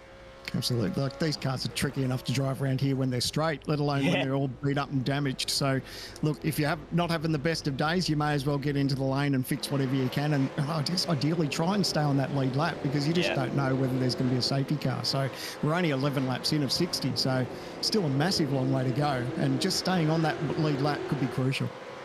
That's exactly right. And maybe try and even get a little bit of short fuel in. Get a little bit of fuel in board, and then go again for the rest of that stint, and prey on a safety car to sort of bring you back in at the next stop. But these guys are all just sorting themselves out, like War Boys doing to the outside of Todd Hayne into turn number 7, not alongside to get that job done. We'll have to see behind through this tight complex all around the fountains at Detroit. Basically all around this ocean as well. This is a beautiful racetrack if you've ever seen some footage of it in terms of where it is. As you can see there on the left, it is all ocean.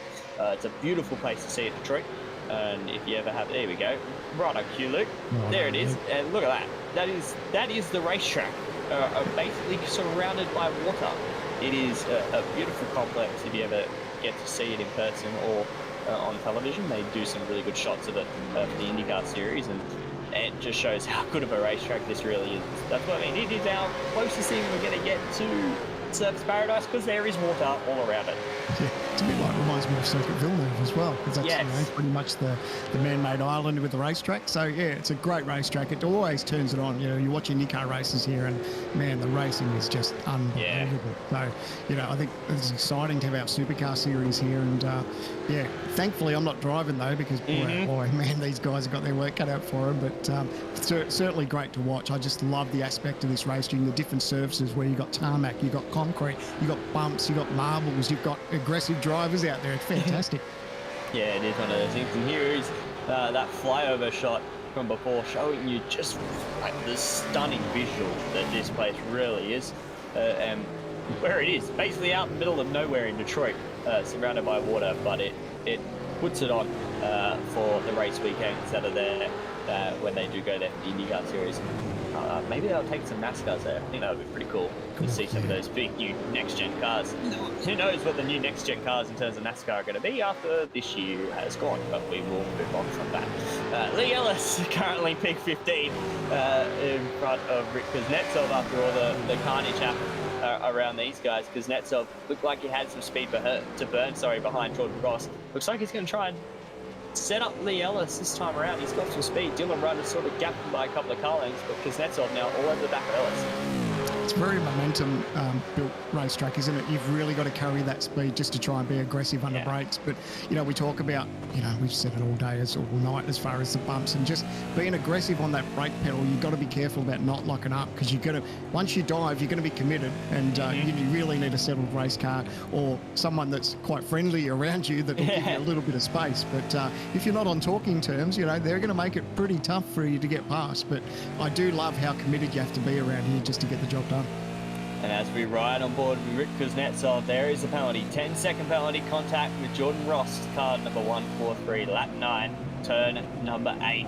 So there it is. The stewards looked at it. 10-second penalty for Rick Kuznetsov, and he nearly put it in the fence then, which would have made his day from bad to worse. But he's now got to try and manage a 10-second time penalty. That you can do around here. It's not the best, obviously. You don't want a penalty in any race, but if you can get a safety car, this would be one of those tracks where it could happen. I say that we're 14 laps in and we haven't seen one yet, but as the race goes on, as the guys get fatigued, as little mistakes start to creep in, that's when the penalties happen. As I say, that Ellis looked like he hit the outside wall coming off the turn number 13. That could open the door up for Rick Kuznetsov.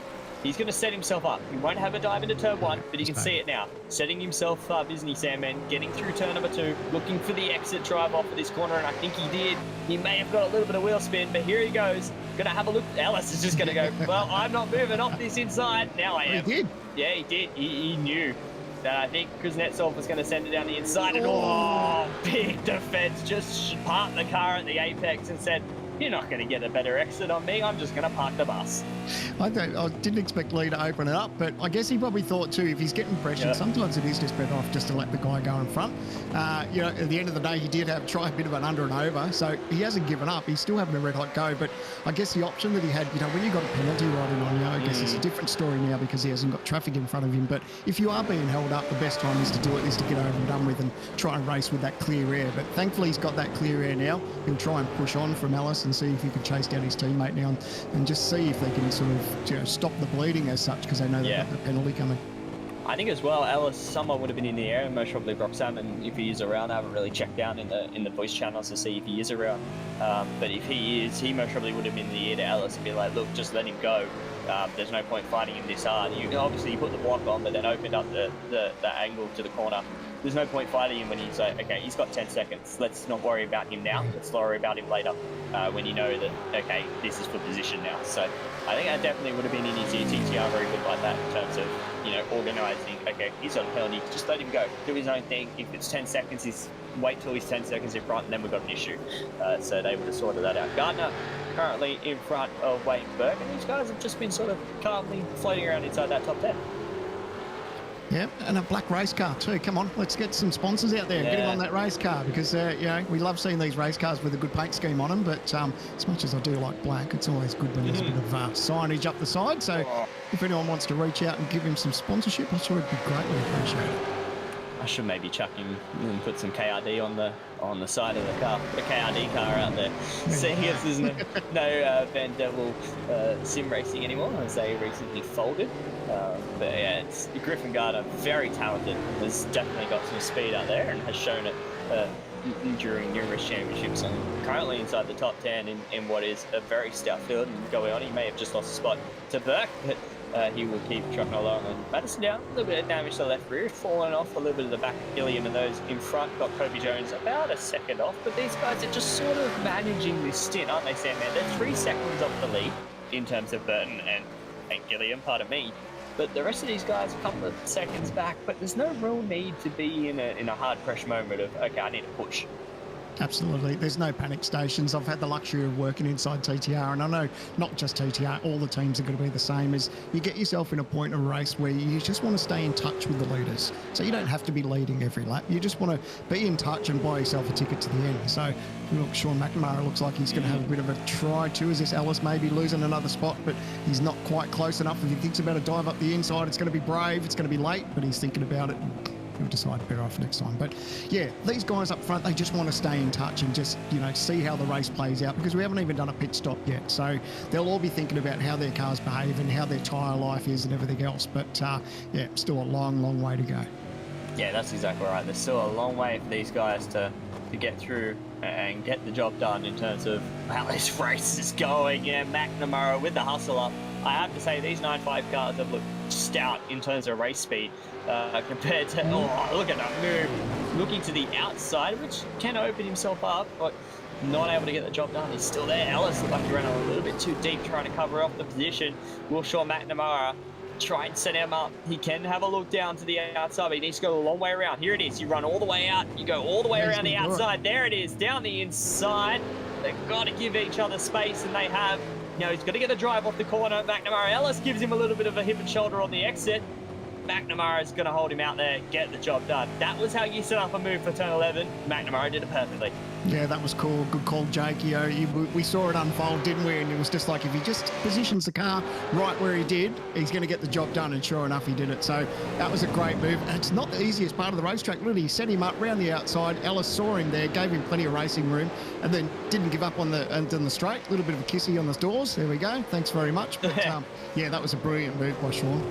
Yeah, that's how you set it up. You've got to go around the outside of turn 9 and 10, and you just have to get the car all the way out there. You've got to make sure you have enough speed, enough overlap in terms of that position. That's what he did. You could see the car was moving around. I could see as soon as it come off turn 9, as it's in between turn 9 and 10, you could see it start to flow to the outside. He knew where he was going, got the car to the outside, down the inside, job done.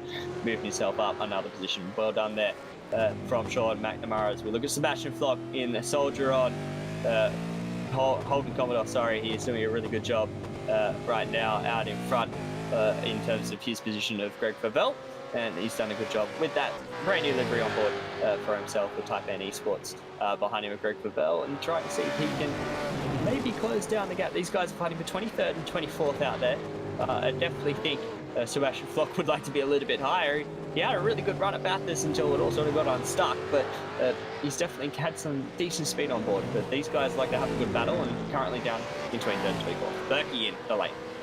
Yeah, and I was just starting to think about lap 18, and when people are going to start thinking about pit stops, because obviously they'll have some sort of idea in their head about what their tyre deg's like, but you don't want to go past that point where it drops off a cliff, especially if you're in a nice little battle too. So there's our gorgeous looking safety car that we haven't seen just as yet, which is good. I'm sure the field will be relieved at this stage, but there'll be some drivers that'll be praying to see it a little bit later because of just how the race is unfolding. But interesting. I'm really looking to see how the tyre deg is and when they all start thinking about pitting, because that, we talk about the difference too in tyre speed when you're on old tyres to new tyres.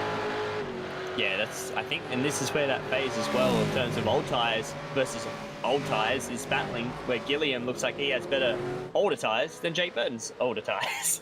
It's currently, I think, what the phase of the race is going through. Burton looks like he may have used up a little bit too much of that tyre early on, and Gilliam looks like he's starting to hound the back, and he's going to have a little look to the inside, but nowhere near to get that job done into turn number 11.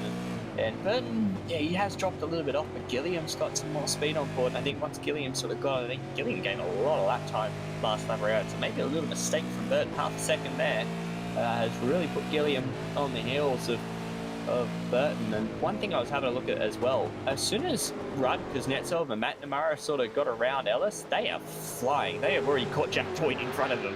So they have got some speed in those cars, and we'll keep an eye on them later on in the race. But Gardner in pit lane as well, covering off most probably Wayne Burke, who came in around him as well last time around, and had a look to the inside. Did Gilliam, not close enough to get the job done on Burke. He was awake to that one. Yeah, I like the pace that he's got. So good to see him running in the top three, and genuinely too. He qualified well. He's up there running, and he's got a good car at this point of the racetrack. So we're probably thinking that his tyre life is better than Burton's at this stage, because he seems to be catching him. And this is what he's at. He's thinking about, well, his pit stop soon. If he's got a little bit of tyre life, he may as well use it up. But because they're going to be pulling off soon, so you may as well use what you've got and be aggressive as you can. And you may even be able to trick Burton into a bit of a mistake. So just under brakes, was just seeing what he's doing. But absolutely, like, if they're going to pull these tyres off, you may as well use them up. Yeah, may as well burn whatever you got left in terms of grip, as we're going to turn the cars up for a lap or two. Listen to the sound of the V8 Supercar around Detroit.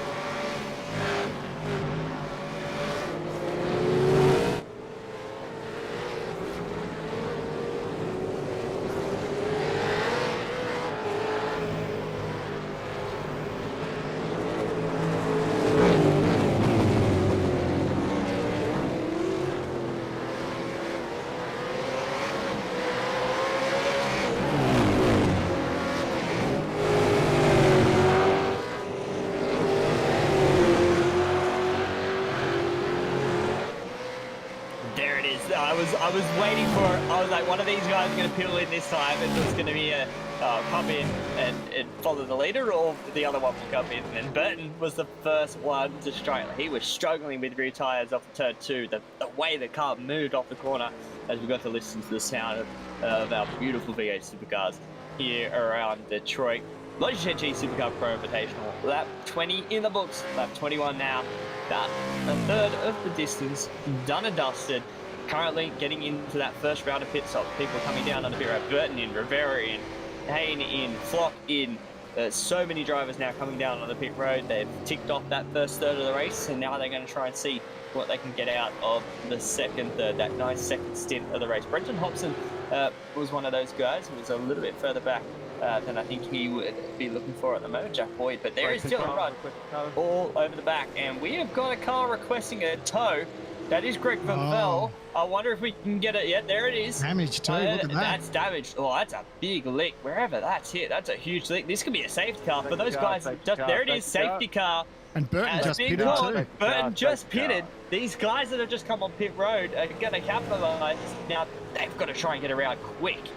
But Greg Van Belle, the Type Esports Commodore, has made contact somewhere out there on the track and has parked it at turn number 2 on the inside apex, and that is day 1 for that car.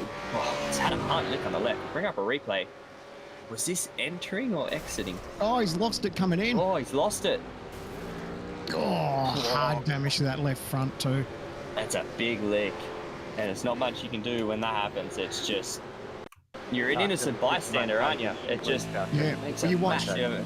It's sort of under brakes, it gets away from him, it's sideways, he hits the curb, and it's blown the motor. Blown the motor. I think he's downshifted as well to try and catch it, maybe down, or maybe double downshifted.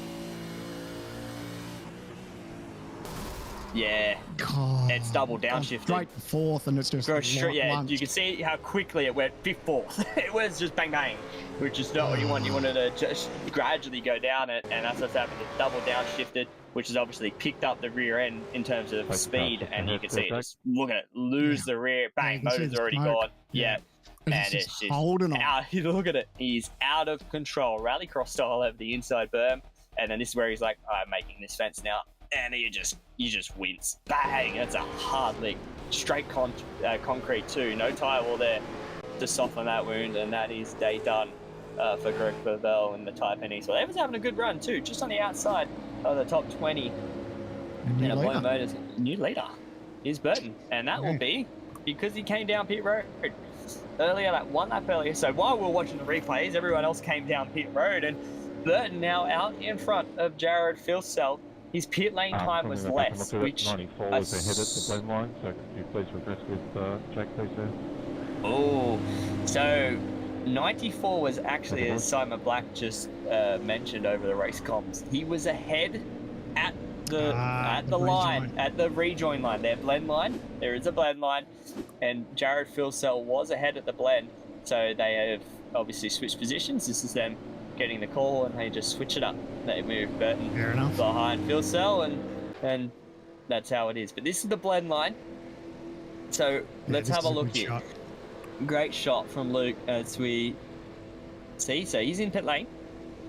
So this is where you'll get 4 fresh tyres, fill it up as much fuel as he needs. He had a bit of a gap, so he was able to sort of put in as much fuel as he sort of wanted to. You know what I mean? He had 5-second gap, 6-second gap. He could sort of put in a little bit of extra fuel. It wouldn't surprise me if he came out. As you can see, he was sort of the same time as the others.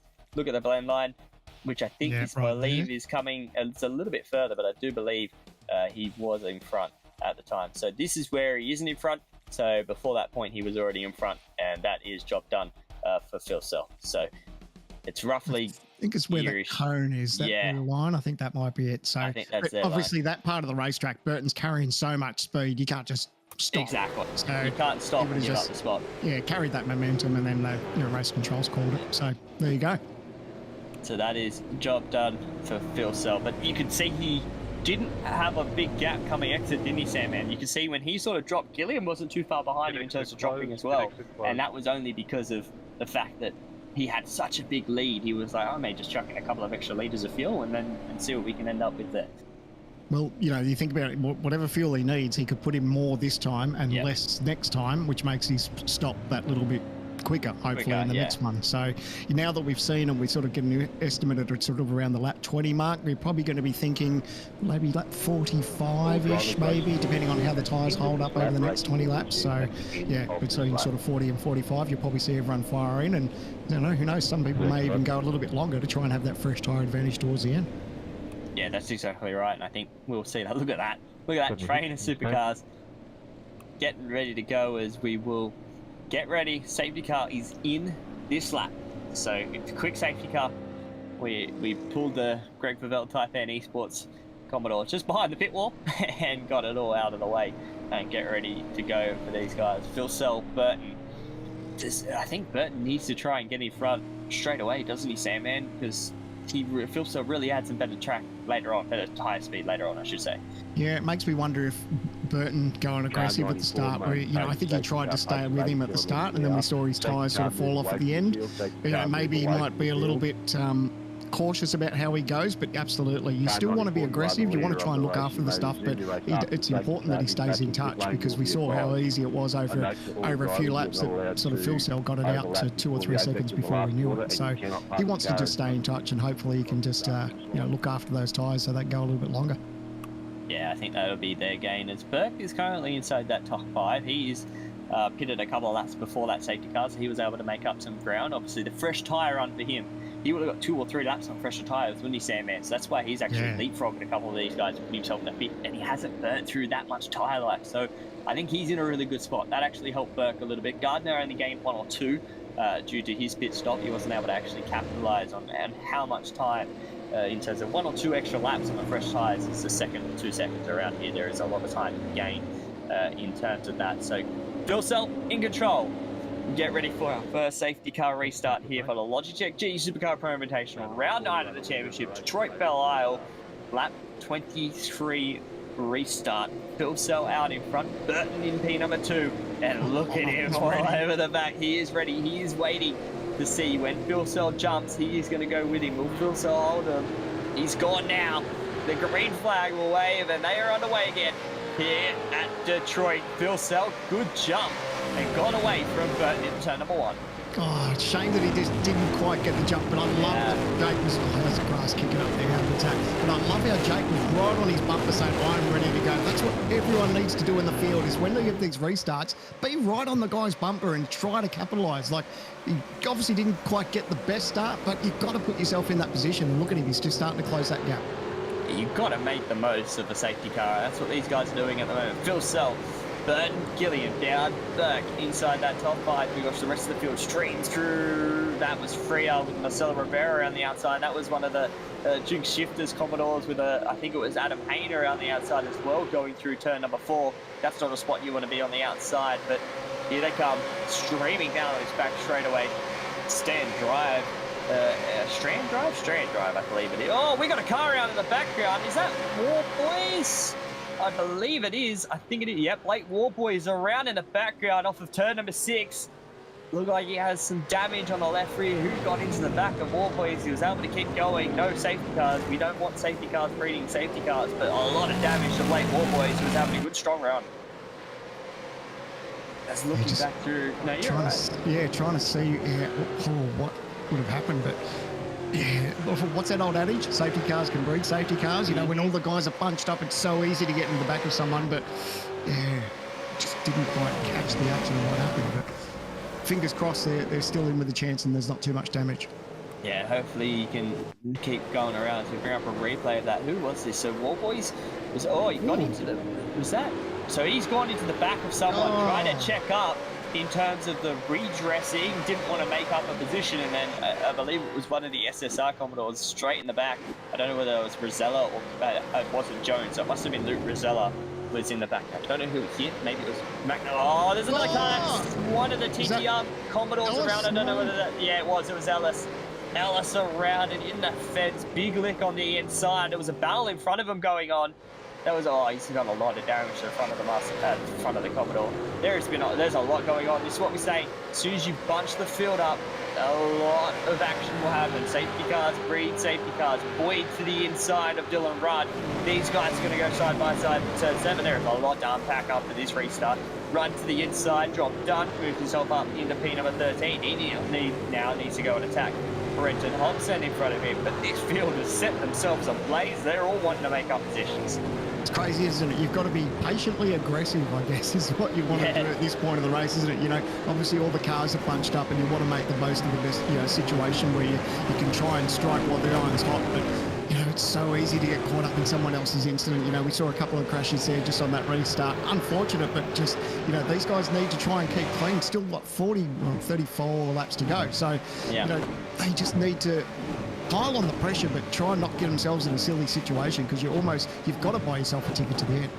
Yeah, it's another one of those races where you have to be there at the end to capitalise, and it's one of those racetracks that you need to be clean. You need to have a clean race car to have a quick race car at the end of this track. You don't want to have any aero damage. You need to make sure that your car is pretty much straight so that you can maximise your position later on. But look at this, top 6 separated by 2 seconds currently. 6 cars in that window. They've all done a really good job to put themselves in this position. And Burke looks like he has one of the better cars behind Madison down at the moment.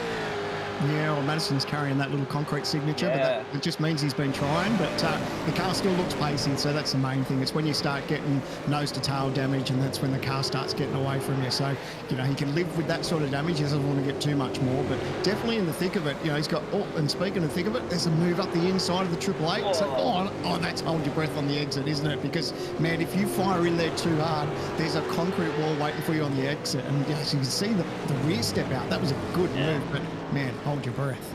Yeah, Kuznetsov with the move got the job done on Marcelo Rivera. There was a little bit of action going on behind him. You can see the bit of a gap that has formed between the field.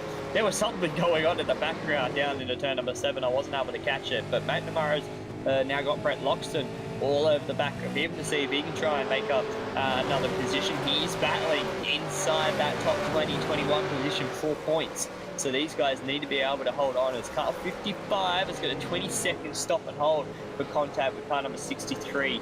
So car number 55 is Luke Rosella. So that would be a big penalty for him. So I believe that could be that incident that we looked at the back straight. Yeah, I think that was a bit of a Constantino effect, wasn't it? Got into the back, tried to check up, and then, unfortunately, things got a bit pear-shaped, but that's, you know, like we said, we're still at the point where the race where they can still bounce back. Here's that incident with Ellis. Ellis has got a tight run here. Oh, the car's moving around a little bit. Oh, he's had a help too. And that's nosed into the barrier. So was that the Triple Eight again? It was Rick Kuznetsov again. Yeah, so I think Stewards may have a look at that. But there was a lot of damage to that TTR Commodore. That might be day done, I'm not sure. I did see Ellis in the pit lane, and he was, bang, straight in the outside fence. Rick Kuznetsov into the back of Lee Ellis, so let the stewards decide what that one wants to be for him. But Sean McNamara, currently his teammate in 18th, he's made up a couple of positions now. He sort of dropped off the back with Brett Loxton, who was harassing him the last lap around. He sort of dropped him off by a couple of car lengths, but in front of him he's got Marcelo Rivera, who's battling some damage as well after the coming together with his other teammates in turn number 1 on lap number 1. So they're just trying to rebound and gain what they can. Burke and Jones here, 2 SSR Commodores inside that top 6. They're fighting it out, and they're trying to hold on to this train in front of them, Sam. They're doing a good job at it. Be good to have a sneaky little listen on their comms, wouldn't it? Just to see what they're talking, you know, as far as each other with teammates. You know, what do they want to do? Do they want to keep putting the pressure on down, or are they happy to sit for the next 10 or 20 laps? You know, obviously you just want to, like we touched on before, you do want to stay in touch with the leader. But if you feel like the guy in front is holding you up a little bit, it's sometimes you're desperate to push on. But then if you start pushing on and making little mistakes when you're caught up behind someone, it's easy to lock a brake and fire off on the wall. And if it was on another racetrack where there was plenty of, you know, room off the outside, it's tricky when it's a concrete canyon, because, you know, there's no room for error. So, yeah, just to be a little fly on the wall. Sorry to interrupt you, Myers. Something has happened with Myers. I know Burton and Gilliam are having a battle, but Myers, something has happened with Brady Myers. He is dropping down the order like a rock. He was P number 8. I think he's hit the fence. It looks like he's hit the fence pretty hard, because he is falling down the order.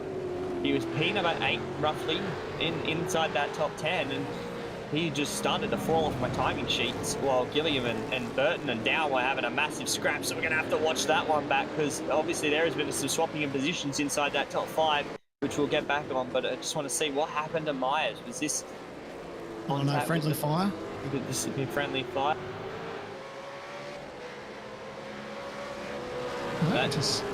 Unless he hit the wall prior to that?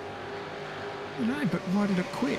And he just dropped. Like, this is where I was like, well, what is happening to Myers? Because he's fallen like a rock. So, and he's in the pit lane. So there's definitely damage. Something is going on with Brady Myers, and that has hurt him. Running inside that top 10, he's in the pit lane. Yeah, look up front. 2.4 seconds now, Phil Scott. I'm just thinking about that incident. Wonder if he just broke something in the rear and the car's just not handling, because you couldn't see smoke coming from the back of the car. So I don't know. We'll have to try and see if we can get our feelers out and find out what happened. Yeah, we'll have a look around and see if we can find out what happened there, because it looked like maybe he made contact during that section of left rights, has made contact somewhere along there, and it's bent the steering. But while that was going on, Down has capitalised on Gilliam, who I think tried to capitalise on Burton, and that's why Phil Sell's now 2.4 seconds down in front. So there was a lot going on in all the space of 1 second, because Burton and Gilliam were, I think, side by side for turn number 7. Burton was able to actually capitalise and still hold on to the position, but Down has somehow managed to get his way through. So in a lap or two, it's all changed inside the top 5, and Down now is the one that's going to harass the back of Burton, while Phil Sell is trying to streak away 2.5 seconds out in front. Just watching the scene, it's talking about, striking while the iron's hot. There's nothing in it for these guys. They make one little mistake there, and then, it's so easy to lose a position. But I love how close the battle is. It's not as enjoyable when you're in the seat, because you're sweating on every move, isn't it? Yeah, you think you got guys in front of you, you got guys behind you, but man, I just love how aggressive they're all being, but they're all still staying in touch. It's good.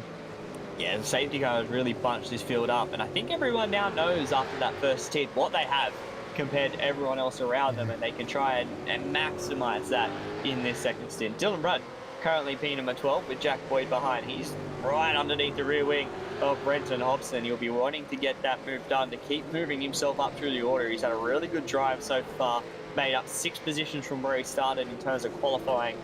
So he wants to keep trying to capitalise on that. Same with Tom Freer. He's made up 7. Rick Kuznetsov's made up 8, who we did talk about making up some ground as well. But he does have a penalty on board here. So Stenberg as well. Look at that. Stenberg inside the top 20. He's made up 13. And here comes Dylan Rudd down the inside of Hobson. Showed in the exit. And look at that, on the inside goes Jack Boyd. He's going to be on the outside now. That's teammates. They'll be wanting to say, okay, boys, let's sort ourselves out. And that's what they did. They let Hobson back in front. They get themselves single file, but now they're under attack from Rick Kuznetsov, because he's like, well, you're not teammates of mine. I want to get this dude. Yeah, I don't care about the teammates. Yeah. So, these guys still having a red on go, but that's it. When you start having a position done on you like that, and you think, man, who's behind me and who's going to capitalise? You breathe a sigh of relief when it's a teammate, because you know they're going to be a little bit gentle to you. You know that obviously Freer was like, oh, I'll let you back in, and Boyd, was like, I'll let Hobson back in. Freer was like, don't let him back in, I need to move. I've got Kuznetsov all over me. What are we doing? Let's sort ourselves out. And here comes Kuznetsov. It's really hurt, actually, Freer, because he would have been too busy looking in the mirror. As soon as he saw those two try and sort themselves out off the exit of turn number 8, he would have been like, okay, now I've just got to defend, because I know I can't do anything with these guys in front, because they're teammates. I don't want to start sending it down the inside and having massive amount of contact with my teammates. That's the last thing you want to do. So he had to defend for his life there to try and hold on to that position for Kuznetsov, because he was wanting to capitalise and make up some ground. But it's all settled now this time around, and these guys have settled down in front as well. As Burton's got a couple of car lengths over Down, and he's now got a couple of car lengths over Gilliam. It looks he's just dropped a little bit off. There is a little bit of damage to the right-hand side, I believe, both sides of that car as well. So all of the wounds from these concrete jungle that they're trying to tackle today, and they've just crossed the halfway mark. 30 laps to go. Yeah, I think he'd still be pretty happy, Yeah, it's all right. He's got a little bit of battle scars, but he's in the thick of it, and he's not slow. So, I mean, that's good. He's, might have lost a position there to Down, but he's starting to look a bit racy, though, isn't Down? Like, he's starting to get to the back of Burton. So, I wouldn't be surprised if there's too much longer here before, Down thinks about a move. And these two, Burton and Down, have been racing each other a fair bit throughout the year with the Supercars E-Series and everything else. But, so they'll probably sort of have an understanding of how each other drive. They've been racing each other a long time. So, Burton will know that Down's coming, and Down will know that Burton's going to be keeping an eye on his mirror, so it's going to be a good little tussle between these two. Yeah, this would be a good battle, and they won't want to give up any type of position to each other, even though they were teammates, obviously, at BJR. I think they'll be wanting to just try and, get the better of each other as we keep going on board and have a look. And it's one of those things that, it's just a battle throughout the field as we look even further back. This is for 5th and 6th. So Myers has lost his shifter that we have just found out. So it is gone. The shifter has said bye-bye. So he has had a mechanical, and that's an actual mechanical, not an in-game mechanical. That is the software and hardware has said nope, and that's given up the day for him. And that's a hard one. It's not much you can do, and it's not easy to be like, let's change the shifter. You can, but then that's one of the things you may have to try and change it. You can maybe try and rechange it and change it to a paddle if he has a paddle set up on his wheel, but if he doesn't, then it's just a whole run around and trying to change wheels and everything like that. It just throws them all out. Absolutely. It's funny, in motorsport, you always think about parts breaking, but you don't think about it in sim racing. But, I've done calls in races where, people's throttles have given up, or they've thrown a spring and a throttle, or, now we're talking about gear shifters and steerings have gone on them. And it's just like, man, you can't account for those things. That's just rotten luck. Well, I've thrown a brake pedal in the E-Series as well, so I know what happens there, and I had no brake. I just had to run the car on and hit the fence. It was one of those, kind of important, the old brake pedal. Yeah, quite important, especially when you go to put your foot on the brake and nothing happened. I was like, this is going to be big, so I had to just run it onto the fence, make sure I made no contact with anyone else. But it happens when you have this type of stuff. I wouldn't say we're all hard on our equipment, but driving a supercar, you're on your equipment. You know what I mean? You're not taking it easy. You're not lightly shifting these guys. You are on your equipment. A lot of these guys do a lot of laps. Sometimes these things do happen. Wear and tear in terms of sim racing is a thing. A lot of these guys can just have a little bit of a break, and that's what's happened. Is these guys, I said it, because Netsov is all over the back of Freya. He's wanting to get this job done and make up this position. He's going to go to the inside, and I think, did Freya just give up the ghost? He did too. I think Freya just said, you know what, you've been hounding me for too long, off to go. He got a little rattle on the back bumper, and that was Braille. I'm a little bit faster and I want to get through. So he's just like, you know what, go for it. Yeah, that was too many 0Xs in my screen. You can have the position now. So Kuznetsov moved himself up. Now I'm going to try and see if he can keep up with his teammate. Dylan Rudd, as soon as he got past those two, he's gone as well. Looking further through, look at the field. Safety car. Oh, there's another safety car out there. So who is out there? There's a car stopped at the last. Look at them all diving down the pit lane because they know they can get to the end. They can fill this car up. They have caught this at the perfect time. Has Dylan Rudd and those behind. That's a good job from them. I do believe it could have been Jordan Ross. I did hear him talking over the mic as well. No, he's still going. Who? Maybe it was Ellis. There was a whole bunch of people miking up at the same time, and I was there it is, it's Ellis. So I knew there was people miking up. I was trying to figure out which one it was at the time, and there it is. It's Lee Ellis. With the damage that he had from that inside wall stand, man, I think it's given up. Yeah, I think, like we said, he had heavy contact and there would have been a lot of damage to that car. So I think where he's positioned, he was probably trying to make it back to pit lane, and he's given up on him, unfortunately. So tough race. No, he's made it again. He hit the fence there. Sorry to cut you off, Sam, man. He actually hit the fence again. And I think it's just killed it. I think that was done. Yeah, that was a hard hit. Yeah, that was a hard hit. And I think it just called it quits. I think it just said, yeah, that's done. Yeah, the engine did give up, but it was a separate incident. But yeah, obviously a tough night for Ellis. Yeah, I think he'd be happy to have this behind him now, unfortunately. Yep. Yeah, it's just one of those racing deals. Yeah, one of those ones where you go, yep. Oh, no, that was, wow. That was another incident. So he's had quite an eventful, because that was the turn before, and then he crashes in the next one. It would have been broken. Right, so we hear him from Luke. That was 2 laps earlier, so there we go. Yeah, so that was 2 laps earlier, and then it most probably just given up the ghost. It was most probably so far bent when he gone down into the next part of the racetrack, sorry, that any form of anything will happen, we'll just make mistakes. So there it is. He's done that, and that's given up the ghost for him. So now, here we go. Where are we at here with this field? As there is so 96, which is Brad Ryan, has capitalised here in front of everyone. He has done 2 pit stops. He pitted before. Remember when it was green? Correct. So now he's trying to do the old cycle. So is Sebastian Flock. Remember, 2 compulsory pit stops. Once you do 2, that's it. They've done 2. They've done their compulsory pit stops. Tick. They don't have to pit again. They may have worse tyres. Doesn't matter to them. They've got track position. Have they got fuel to get home too? Well, that's it. If they have got fuel, this is interesting. This is really opened it up. Wow, look at Flock. Maybe he did the 2 stops under the safety car, which I think he has. Sebastian Flock came in, looks like under the safety car during the window, got his 2 compulsory pit stops underway, and if he had enough room in the tank to put enough to get himself to the end of the race, 143 now, past that could put him in a really good position.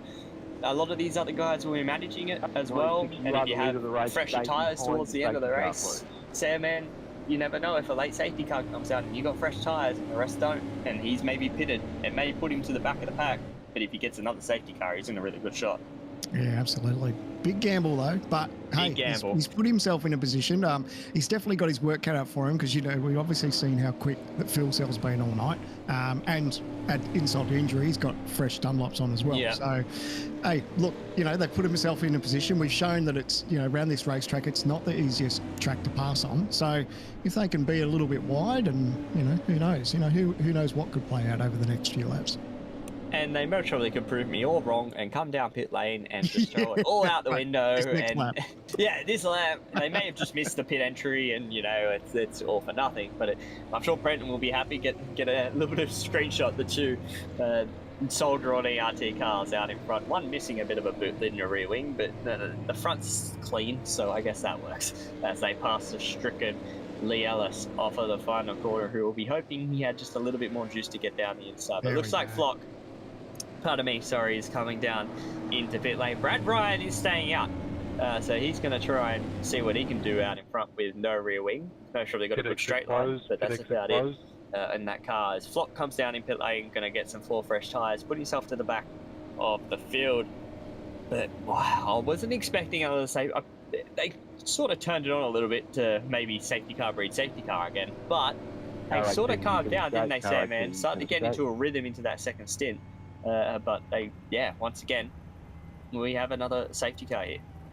Yeah, and the nerves will be up a little bit more this time round because they know that the laps are winding off slowly. So, you know, if they're not in a position up towards the front, they need to start thinking about getting themselves there. So they might need to be a little bit more aggressive to get some passes done. But yeah, you really need to stay in touch, and they'll be looking at that clock and just going, all right, well, we're running out of laps. Maybe it's time to do the bolt.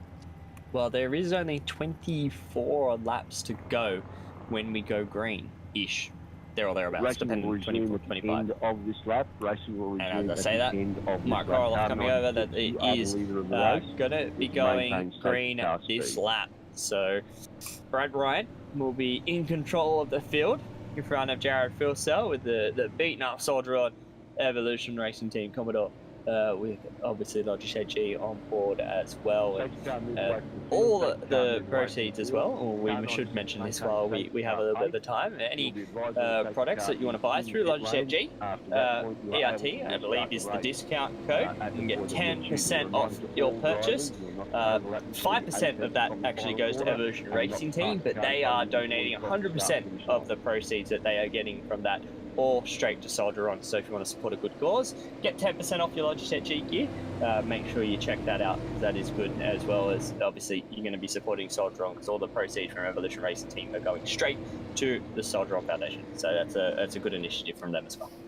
Yeah, that's very cool. Well done to Logitech and to ERT. Yeah, that's I love that teams are doing that, and you know, get a bit of a discount, but putting towards a good cause too. So hats off to ERT and Logitech and Soldier On. That's it's terrific to see.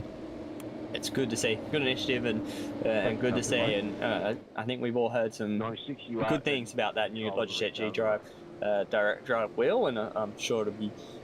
More people will get their hands on it. More people will come out with what they have to do. But here we go, getting set for the restart. Logitech G Supercar Pro Invitational, round 9 of the championship. Back here for a restart, lap 36 from Detroit. It is Brad Ryan currently in that P number 1 spot. He has the flag and he's gone. He's gone and just left him sleeping. Filsell was not awake to that. He is gone and made the jump down into turn number 1. Filsell in P number 2 with down behind. It was a good little start. I would have loved a heart rate monitor on Brad Ryan for that, but a little bit. You don't want to get in the marbles out there, but Yeah, Ryan's definitely looked at his mirror and see all that chaos behind him. He's like, thank God I got clear air. I love this.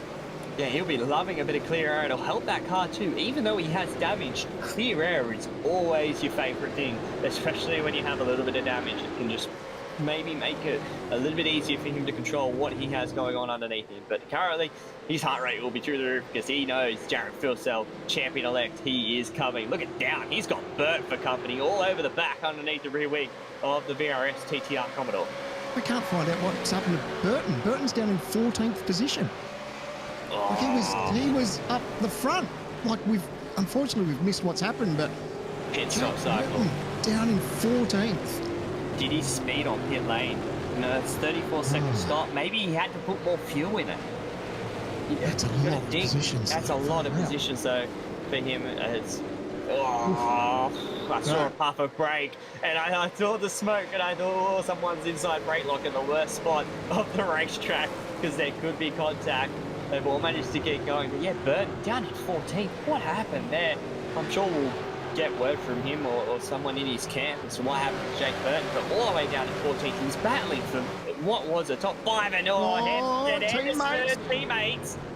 They are in different colours, but they are teammates. Ethan Grugol behind. He's going to be trying to capitalise on those two running a short distance into turn number 1. Over to who was sideways off of turn number 2.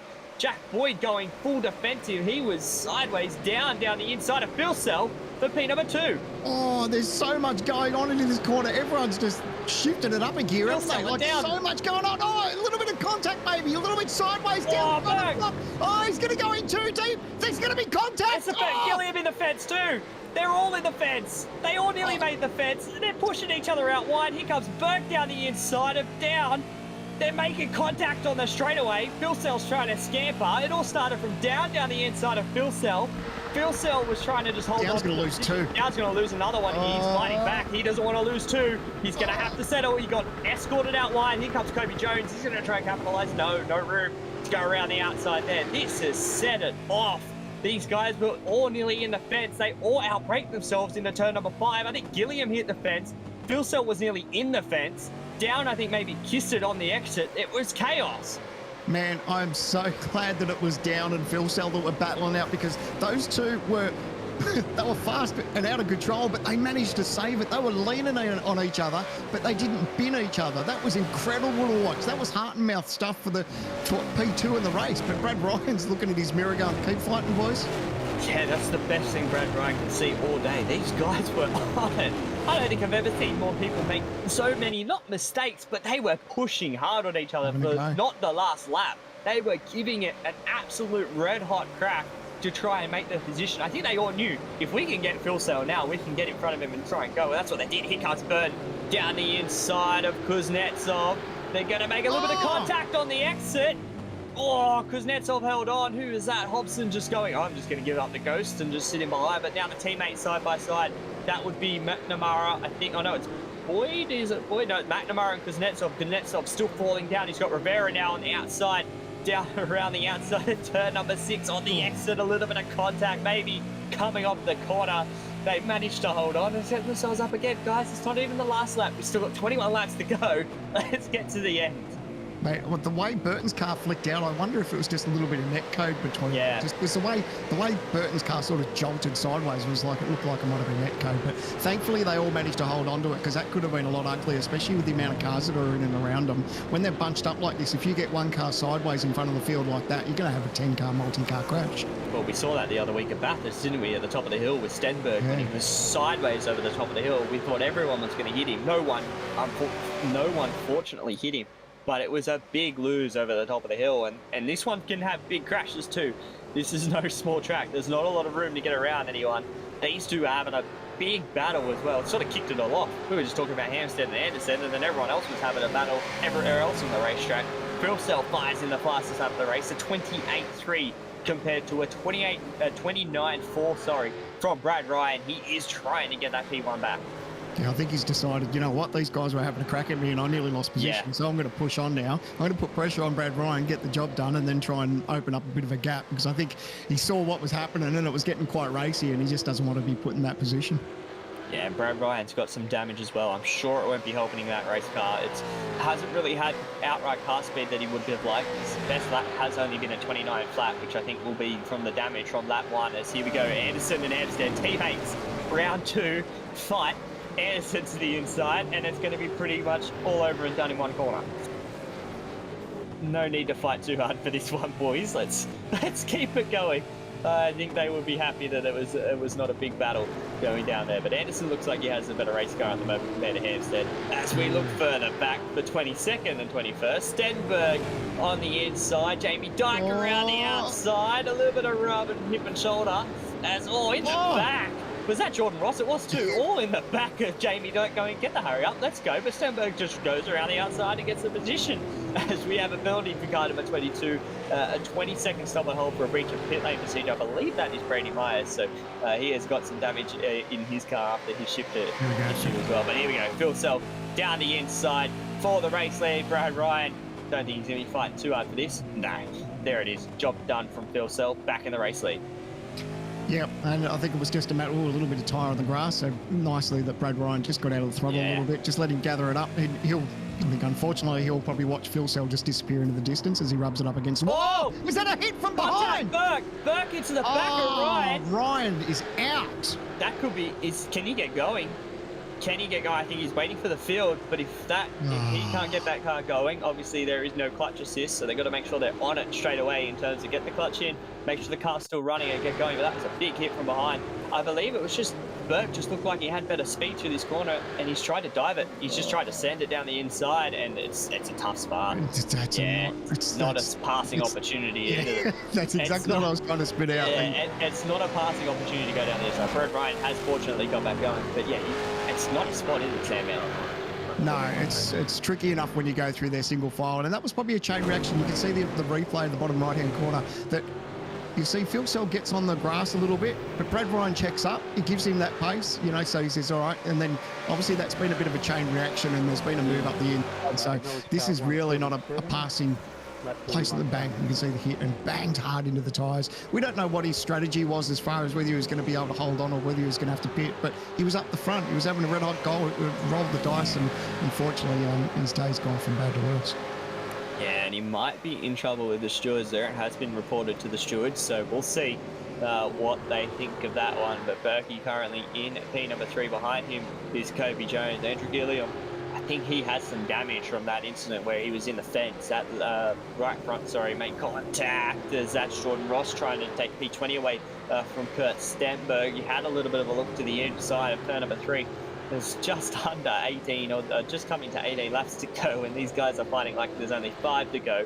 This is what happens to the safety car. I love it. I love the whole series, how everyone's been able to put this together. The formats have been excellent. Obviously, some people didn't like the qualifying format, but I loved it. I thought it was pretty cool. But mind you, the way that we have the manual safety cars and everyone that has really put it on and allows us to get racing like this, that puts the field compressed, where there is not a lot of overtaking, and these guys are working hard for it. Remember I said before they'd have to be patiently aggressive because the pressure was going to go up because they're looking at how many laps are to go. So they know that they're running out of time to get the job done. So that's why all these guys are having a red hot go. And sometimes, we've seen some of the manoeuvres that they're trying to pull off just aren't happening. And unfortunately, it's got a few drivers in a bit of trouble tonight. Yeah, it has. And Phil Sell, though, he's got himself out in front. He had a little bit of a scare. I think when he was facing that fence at turn number 5, I think he was sort of up the mountain. I'm going to make this forward if I don't pull this car up anymore. But he did a good job, was able to pull it back down, trying to close back in now after all the shambles that happened with Burke and Ryan behind. He's now back up into P number 2. Third is Burke trying to hold on to what he can, pardon me. But Phil Sell, this is a champion-elect drive, isn't it, Sam? You go out there and just do what you do. And he's done that. He obviously, no Brody. He hasn't had his ultimate wingman in a sense of, they work a lot together and tune the car around each other very well. Obviously, all of SSR do, but they work well together, and he doesn't have that wingman tonight in terms of that aspect, but he has done a very good job. Yeah, he's not shy of speed, doesn't matter what track we go to, so he's always on his game. We see Madison Down, who's capitalised on all those dramas down to P2, but yeah, he's been the standout this season, hasn't he? He's really cleaned up and done a great job, but you know, everyone just now needs to start thinking about next year. You know, how are they going to prep and how are they going to put it towards Jared? Because, you know, yeah, it's looked easy on paper. I don't think Jared will say it was easy on, you know, at the end of the day. But he's had some good battles, but it hasn't been all his own way. And, you know, like I said, we touched on the championship points with Madison Down missing the first race. He's in currently P2 and he's looking to grab possibly P2 in the championship too. Yeah, it's one of those stories, isn't it, of what could have been for Mr. Down. I feel like he's had the pace, and yeah, look towards next year. It's only going to get bigger and better, I think, as this series progresses.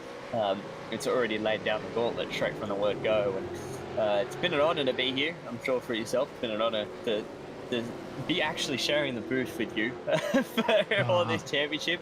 So, and all the work that everyone else does behind the scenes. There are so many people. There's a list, and I could go through the list every weekend, but everyone would get bored of me shouting everyone out. But here's all up. It's your shout out time. Thank you for everyone's work, and Luke always killing it on the cameras. But it's been an honour, and let's finish out these 2 rounds and get ready for next year, because I can't wait. Absolutely, and how exciting to have the next round at Phillip Island too. Like we're going from one extreme to the other. Such a fast-flowing racetrack, and I love the action from Phillip Island. So I reckon that's a great little way to sign off on our series and get ready for a big 2023. Yeah, that's it. Phillip Island, good ender, I think, to this season for the first year. The Logitech GT Supercar Pro Invitational. Belle has certainly turned it on here. Our own little surface paradise, as I'm going to now dub it for our championship as we head on. Phil Cell out in front, 1.8 seconds, just now 16 laps to go for Phil Cell out in front. Everyone's completed their 2 compulsory pit stops. It's now a sprint to the end. Phil Cell 1.9 seconds out in front of Madison Down. Wayne Burke with a little bit of overhang, I should say, over his head of what comes down from the incident between himself and Brad Ryan. Up to the stewards now in that one. Burton now trying to capitalise and gain some positions back from where he was. Now up in the P number 11. Good move on Jack Boyd. It's such a shame, isn't it? It's a little bit of move up the inside too. Stenberg thinking about a position here. Oh, not quite. But what a shame. Jones is dropping out of the top 5. Something has happened. No, is this another internet issue for Kobe Jones? He's gone. Kobe Jones is gone. He is dropped out, I believe, out of this. Oh, no, there he is. He's back. Whoa. So if you ever want to have an issue, and it's still going on, if you want to have, and there it is, you can see it right now. This will be putting Anderson off for one. It's so hard to follow a car that is having internet issues. But if you want to be on board with a car in terms of that has a heart rate going through the roof, would be Kobe Jones right now, because you can't do anything about this. You've got to try and manage your race. You can see it. I know myself, I run with the information up on the screen in terms of, it's a little box in the top right that tells you whether how your internet connection is, and you'll see it dropping, and you know, okay, something's going on with the internet. I need to try and keep going, because at this stage he's still connected to the race, but it's trying to drop him out, and it will keep giving him these little stutters of where it'll actually keep connecting him back into the race, and your heart rate will be through the roof going, okay, settle, internet, settle, let me race. This is another mechanical issue that you can have that's out of your control, and it's managed to come back, and he's held on to the top 4. Yeah, that's something that doesn't usually happen that often. Usually as soon as they drop like that, that's it. But Hampstead got the move done. Gardner down the inside. Big contact.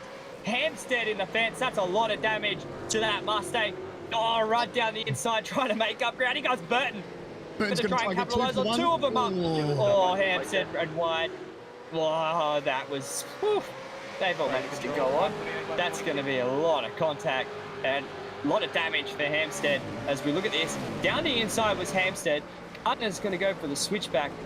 All in that, there was a penalty for Wayne Burke. So that penalty has come down. But look at this, side by side contact. He hit the curb on the inside, bang, didn't he? Straight in the outside wall. Did go Hampstead there, man, and he's now got a lot of damage to that car. That'll hurt it. Yeah, it's not good when you bounce off the wall like that. So Burton will be very much eyes forward. Oh, no, more drama. Is that Harrison? Harrison in the fence. Oh, there's a lot of damage to that car. Yeah, that's a big hit. That looks like he's had front end damage and he's been hit in the rear. This could be a safety car. he's been hit pretty hard. So he's down the inside. This is one of the Jinx Shifters car. I think that's Brett Loxton to his inside. No. Yeah, and here it is, just contact, bang. Oh, and wheel-to-wheel contact. It flicked the rear of the car up, didn't it? And threw it into the outside wall. I've got 28. There's one person, Jared Philsell, was like, please don't give us a safety car. Please don't give us a safety car. Everyone else is like, please see a safety car. It's too hard to pass through there and bang. Yeah, you're just a sitting duck on that outside. I think he locked the rears too. It looked like a little bit of a puff of a rear lock, which got into the, then just set the rear a little bit loose on the inside, and then obviously that inevitable contact between himself and Hayden. So Burton is in the pit lane. So he is in the pit lane, and that is him in, and that will be day done for Hayden Harrison. Good to see him keep going. Phil will be like, what is going on behind me? Because everyone's shouting out over the radio for race control to have a look at incidents. Hampstead's now got Burton all over the back of him. There's still a little bit to go in this race, but here we go. They're trying to fight for every last position. Look at Burton. He will know that car is damaged. He will have seen the amount of damage that car will got. He knows it'll be hurting. Now he's got to try and capitalize. Absolutely. I guess it's a bit of, what could have been for Burton. We saw him running in the top two and battling for the lead there. So it's so unfortunate that he's had to slip back, but he's just trying his hardest now to get past Hampstead. Hampstead was sideways, so he's lost a bit of straight line speed. He's got the position done here. He'll get the move up the inside. What he needs to do is just eyes forward now, try to capitalise on that pace that he's got. Gets the job done on Hampstead nice and clean. Eyes forward and see what he can get out of this. Hampstead might have a dig back here because he's going to run wide. I thought he was going to make the fence on the exit, did Burton, but he's done a good job to hold on to that. Will Hampstead have enough to overrun? He won't, and he's going to have to sit in behind. He could have got a better exit there. I think that's what his aim was, obviously. Try and get a better exit, try and get the run to get that position back. Look at these two behind. That's Kuznetsov and McNamara switching positions. These are those 395 Simsport cars that I said earlier on were just slowly coming their way through the field together. Here comes Rivera. We've seen this before a couple of times tonight. Rivera thought to have another dig. And here comes Hobson down the inside. He's going to try and do the same thing of Rivera. These boys are not giving an inch, but they are fighting hard. A lot of panels damage. They're going to be aching this after this week and to get these cars fixed. If this was real life, there'd be a lot of sorry sight out there, and there'd be a big bank checks going around the teams trying to figure out who pays for what. Man, the amount of times I'm holding my breath through those parts of the racetrack where they're trying to think about a dive up the inside, like, don't do it, it's not going to work. But man, they all managed to get through and survive. But there's a lot of parts on this racetrack where it's barely single file, and they're just trying to shove a nose up the inside. But so far, they were nice and clean, so good on them. It's actually been really good racing here tonight. These guys have really put on a show. Yeah, there has been contact. You expect that at a street circuit, but I feel like this track with the Supercar have actually provided some really decent opportunities to get the job done. Just the way the speed of these guys, the cars get, the guys get out of the cars. There's contact through turn one between Jack Boyd and Dylan Rudd. They were able to hold on. He was sideways again off the exit. Izzy's going to be a run down to the inside. Dylan Rudd wants the position. He's got his teammates behind. Moves to the inside. Hard on the brakes down into turn number 3. He's going to run a little bit high. Over and under. Well done by Jack Boyd. This is going to set himself up. We've seen this again. Repeat. Outside, inside, side by side through turn 4. Now we've got side by side through turn number 5. This is the corner where they all nearly ended up in the fence on the exit. And Boyd's going to capitalise and hold on, but he could get an over and under here from Rudd. If he gets a better drive, he doesn't. Good job from Jack Boyd. That was awesome. Adelaide-esque, straight through the staircase. That was so good to watch. And now look, teammates here, they're all going to fight. Mate, talk about blood in the water. They can see a position. He's going to try and make a move up the inside. Don't want to make contact. Good smart driving. How many times have we seen contact through here, though? They managed to get through. It still hasn't ended, though. Teammates now fighting. Look at them all not giving up. We've seen people make successful moves up the inside here. Good hard racing. Everyone giving each other room. What a drive this has been from these guys. What a move from Rudd. Job done. And here comes Kuznetsov. He's going to try and capitalise on the inside and point a little bit of roll on the exit. They make on the teammates. Big carnage. The teammates are in the fence. It was Kuznetsov and McNamara. They're both stopped. That could be done. Because he's got reverse. He's managed to get... what a drive. Yeah, that's done for Kuznetsov. Those guys, McNamara and Kuznetsov and Rudd, they have been fighting their way through the field. They've had some mega battles. They got wheel to wheel. There it was on the exit. Bang. Oh, what a lick. The How inside lucky. wall hit. How lucky was everyone else? Unlucky for your teammate. I got my only 9.5 Sim Sport teammate in that whole area. But, oh, look at these two. Anderson had the rears locked, and now they're side by side. That's Burke. They were, Anderson now to the outside. Oh, let's see what goes on down here. I'm trying to catch my breath, and these guys are still fighting under Anderson. Gonna try and go around the air. He tried the over and under. Burke was aware to it, locked the move. Now he's gonna have to sit in behind, but Anderson's got some pace on board that cool drive Mustang. Now, has Burke lost a spot to Jones? Was Jones in fourth when we were talking about his internet issue? Or maybe Jones was in fourth, so Burke's lost a spot. While everything has been going on, there's been a couple of movings up through the field. And I can't keep up. I'm not gonna lie, I cannot keep up. It has been chaos at the moment throughout this field. But Burke has lost a spot to Jones. Burke has the penalty over his head of 20 seconds for a hold and stop go, but I do believe I did hear him over the radio going he wants to appeal the penalty. So I'm unsure how that is going to unfold with the race stewards. I'm going to leave that up to them, and I'm sure they will notify me of what's going on as Anderson was sideways off the bump out of turn number 2. He held on to it, but Gilliam's behind him, and so is Greg Galt, but a little quiet achiever up in the top 10. Yeah, it's so good. These guys just know that they're running out of time now. They're trying to make the most of what they've got. It's been such a good battle up front, regardless of who's been there. There's really been good, close, hard racing, and it's been hard to take away. You know, every time we go away from the action and look somewhere else, something happens and we miss out what happened up the front. So there's been plenty of action happening here, and what a racetrack. This has really turned it on tonight.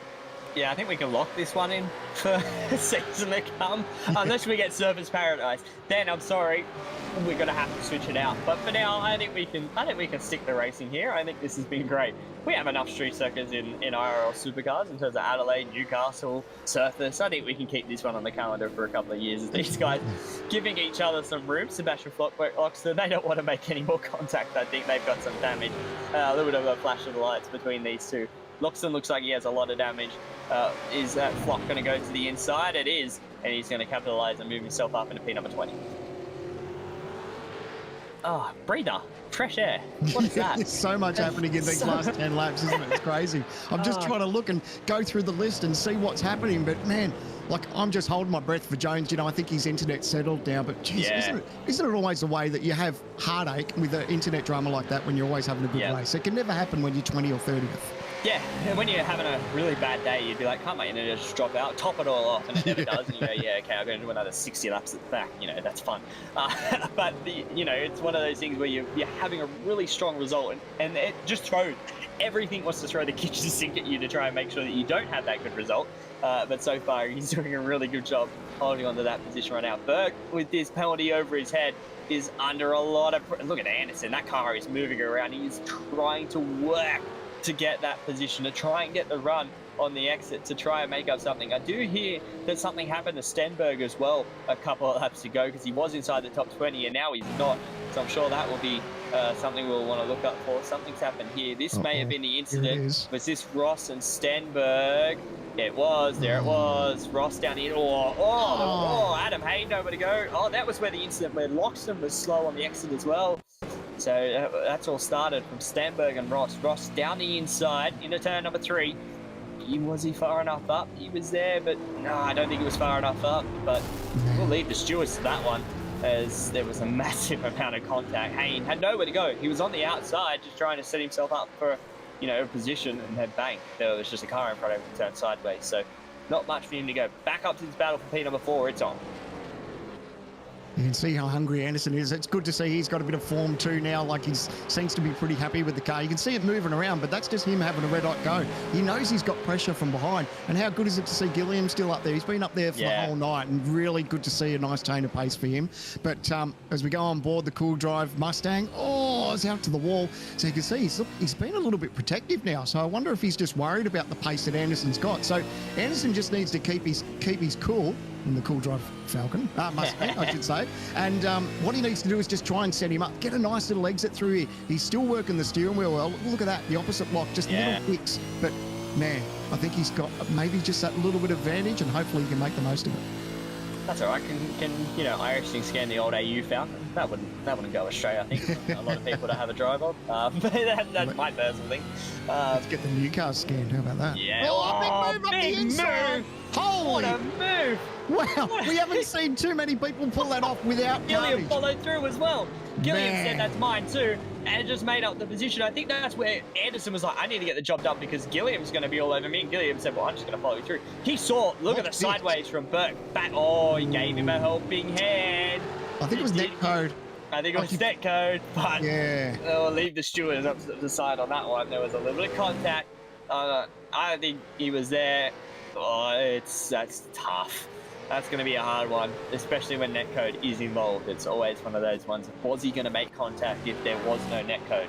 That's usually how I sort of worded in my head. Was there contact if netcode happened? Maybe, maybe not. So we'll leave that one up to the stewards. Burke's lost 2 positions there. Anderson's made up the position. Gilliam's now up inside that top 5. And now Grigolt's like, oh, I can get another position here as well. Man, a good little battle.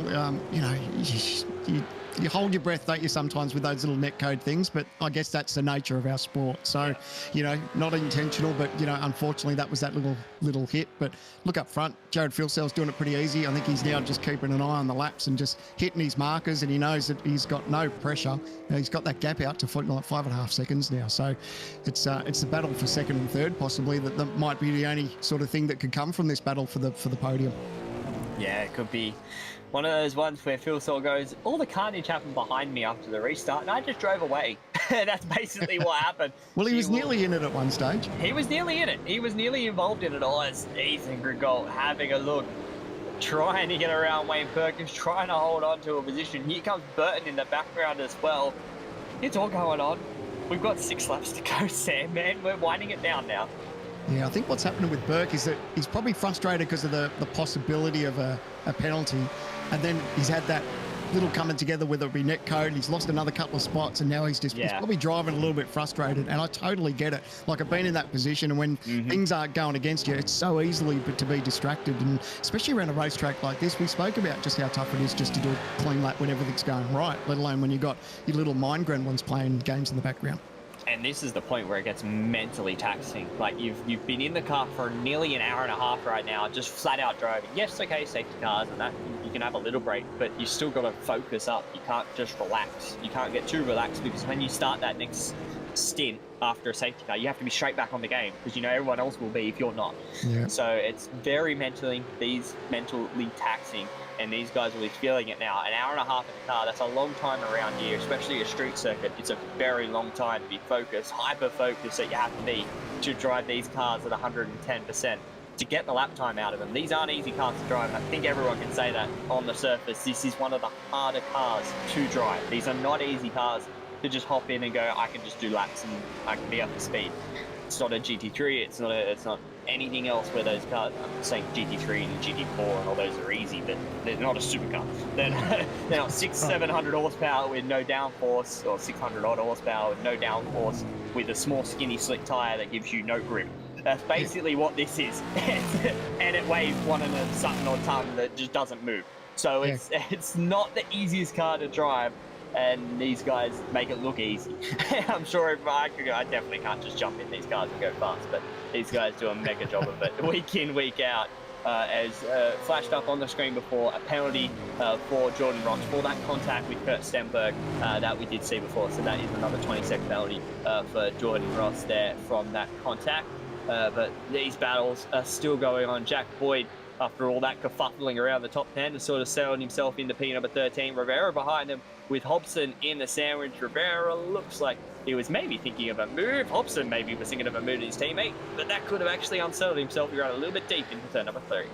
The race has gone fairly quickly. There's like 56 laps. We've already passed, like you said, an hour and a half of racing. And, a bit of a move up the inside. Got away with it.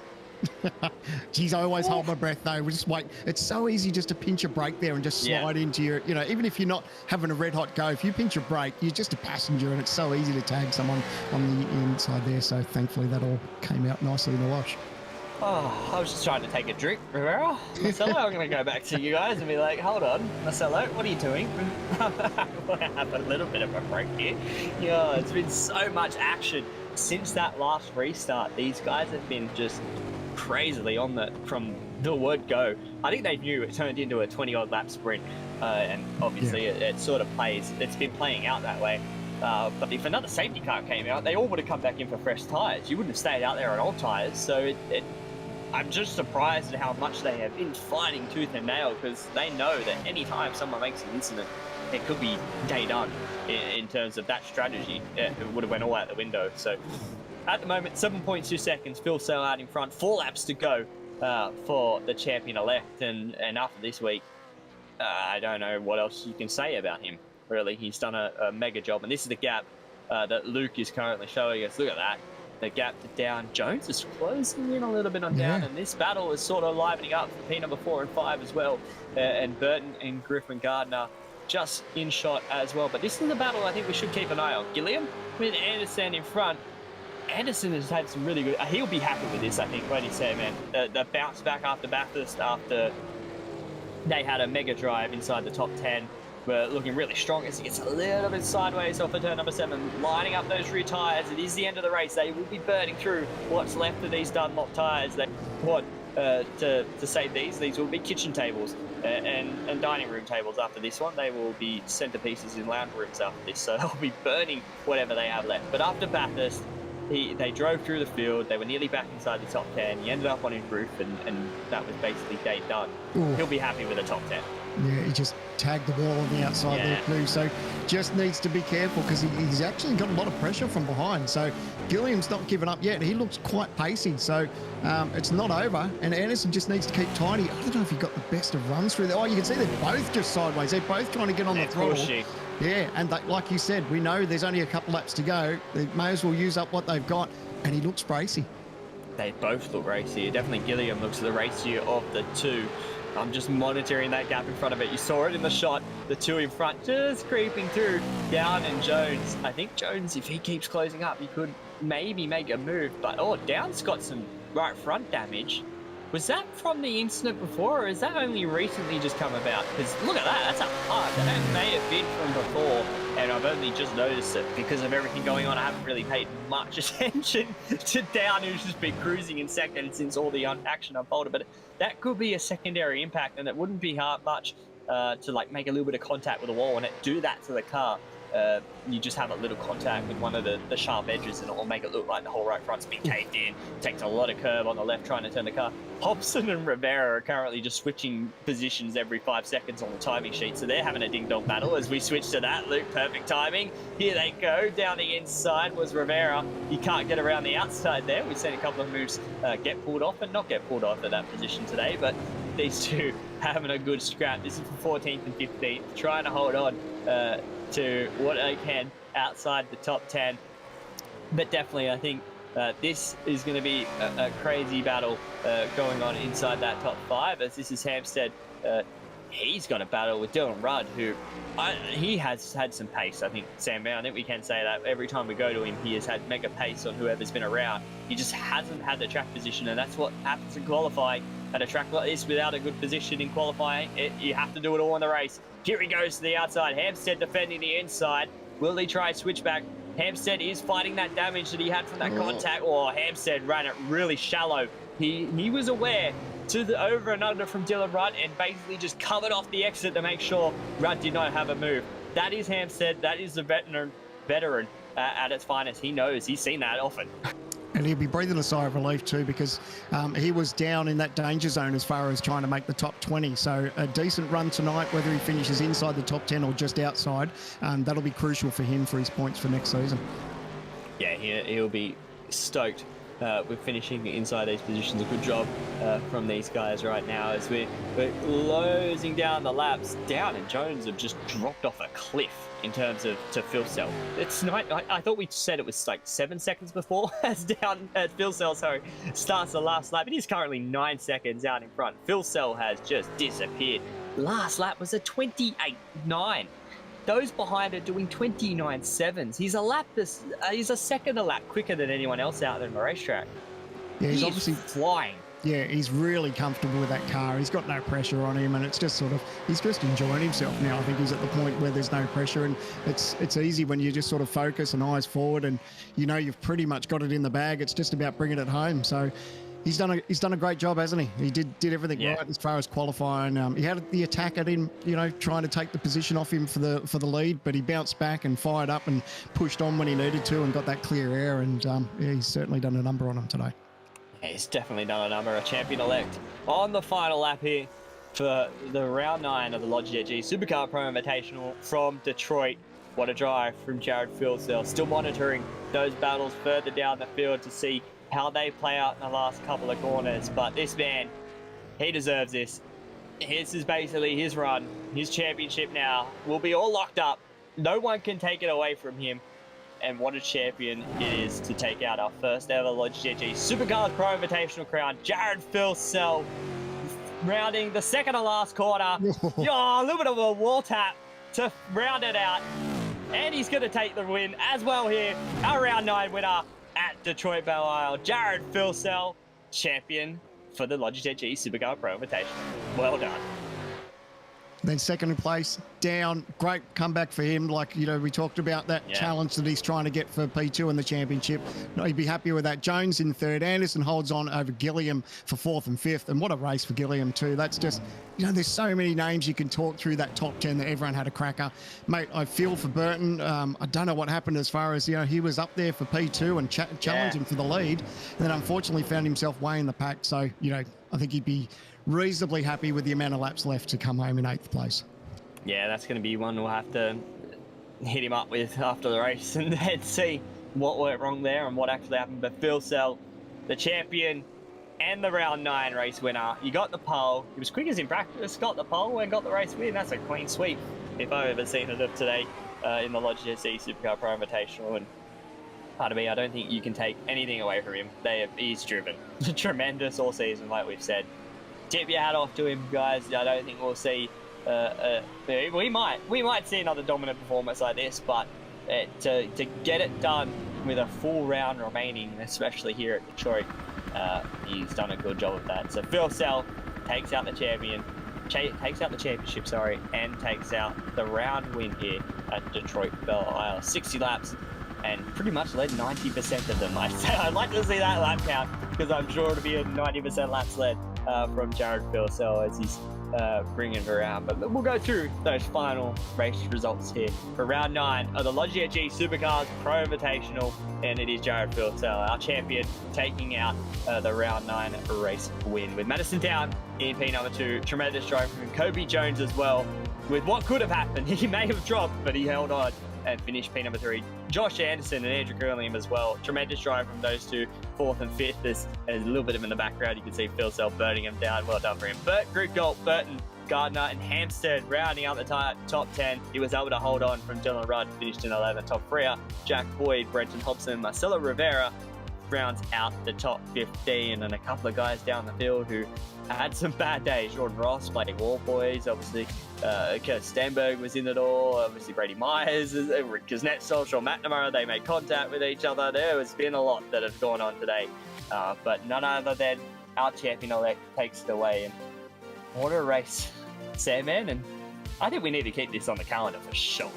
Yeah, an absolute cracker of a race. And tell you what, it's always cool to win a championship, but when you win the inaugural championship in the series, that's pretty cool. You know, it's always nice to say that you won the inaugural championship for whatever you run in. So it's nice to see Jared's just letting his hair down now and enjoying the spoils. He had a cracker season, a cracker race tonight, and to be crowned the inaugural Logitech G Supercars Pro Invitational Series champion. Tips it in. He's just enjoying it now. So good on him. Good on him. It is very well deserved, and it's one of those championships I think he'll be pretty happy with, and a race that he'll be pretty happy with. Jared, congratulations on what a drive that was. You had a little bit of pressure after that second, third race restart, one of the restarts, but you managed to hold on and pull it away. Tell us about your night. Yeah, quite surprised, to be honest, with the amount of tyre life that we had. As I said before the race, I was very unsure of what was what was going to go on, and it worked out in our favour. Those guys dropped off more than we did. I'm not sure about my teammates, where they ended up with their tyres, but on car 94's end, yeah, it was very good. Exceeded my expectations by a long way. Yeah, you definitely had that. It looked like in the early part of the stint, were you managing those tyres just so because you didn't know what it was going to be like, and then later on just were like, oh, we got pace and kept going, because it felt like that first part of the stint they were sort of matching you, everyone was sort of matching around the same, and then you just disappeared. Yeah, exactly. Like I said, as I said earlier, probably about lap 6. That's probably when I figured that I actually had a little bit more underneath me than I was leading on. So that's when we continued to push.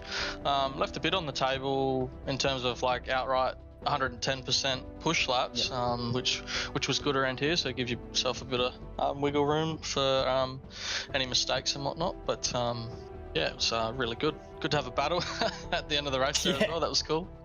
Yeah, how was that battle? That was on. We thought you were all in the fence there at turn number 5. I caught it. I was like, Phil Sell's in the fence. I think Gilliam hit the fence behind you. How was that for the heart rate?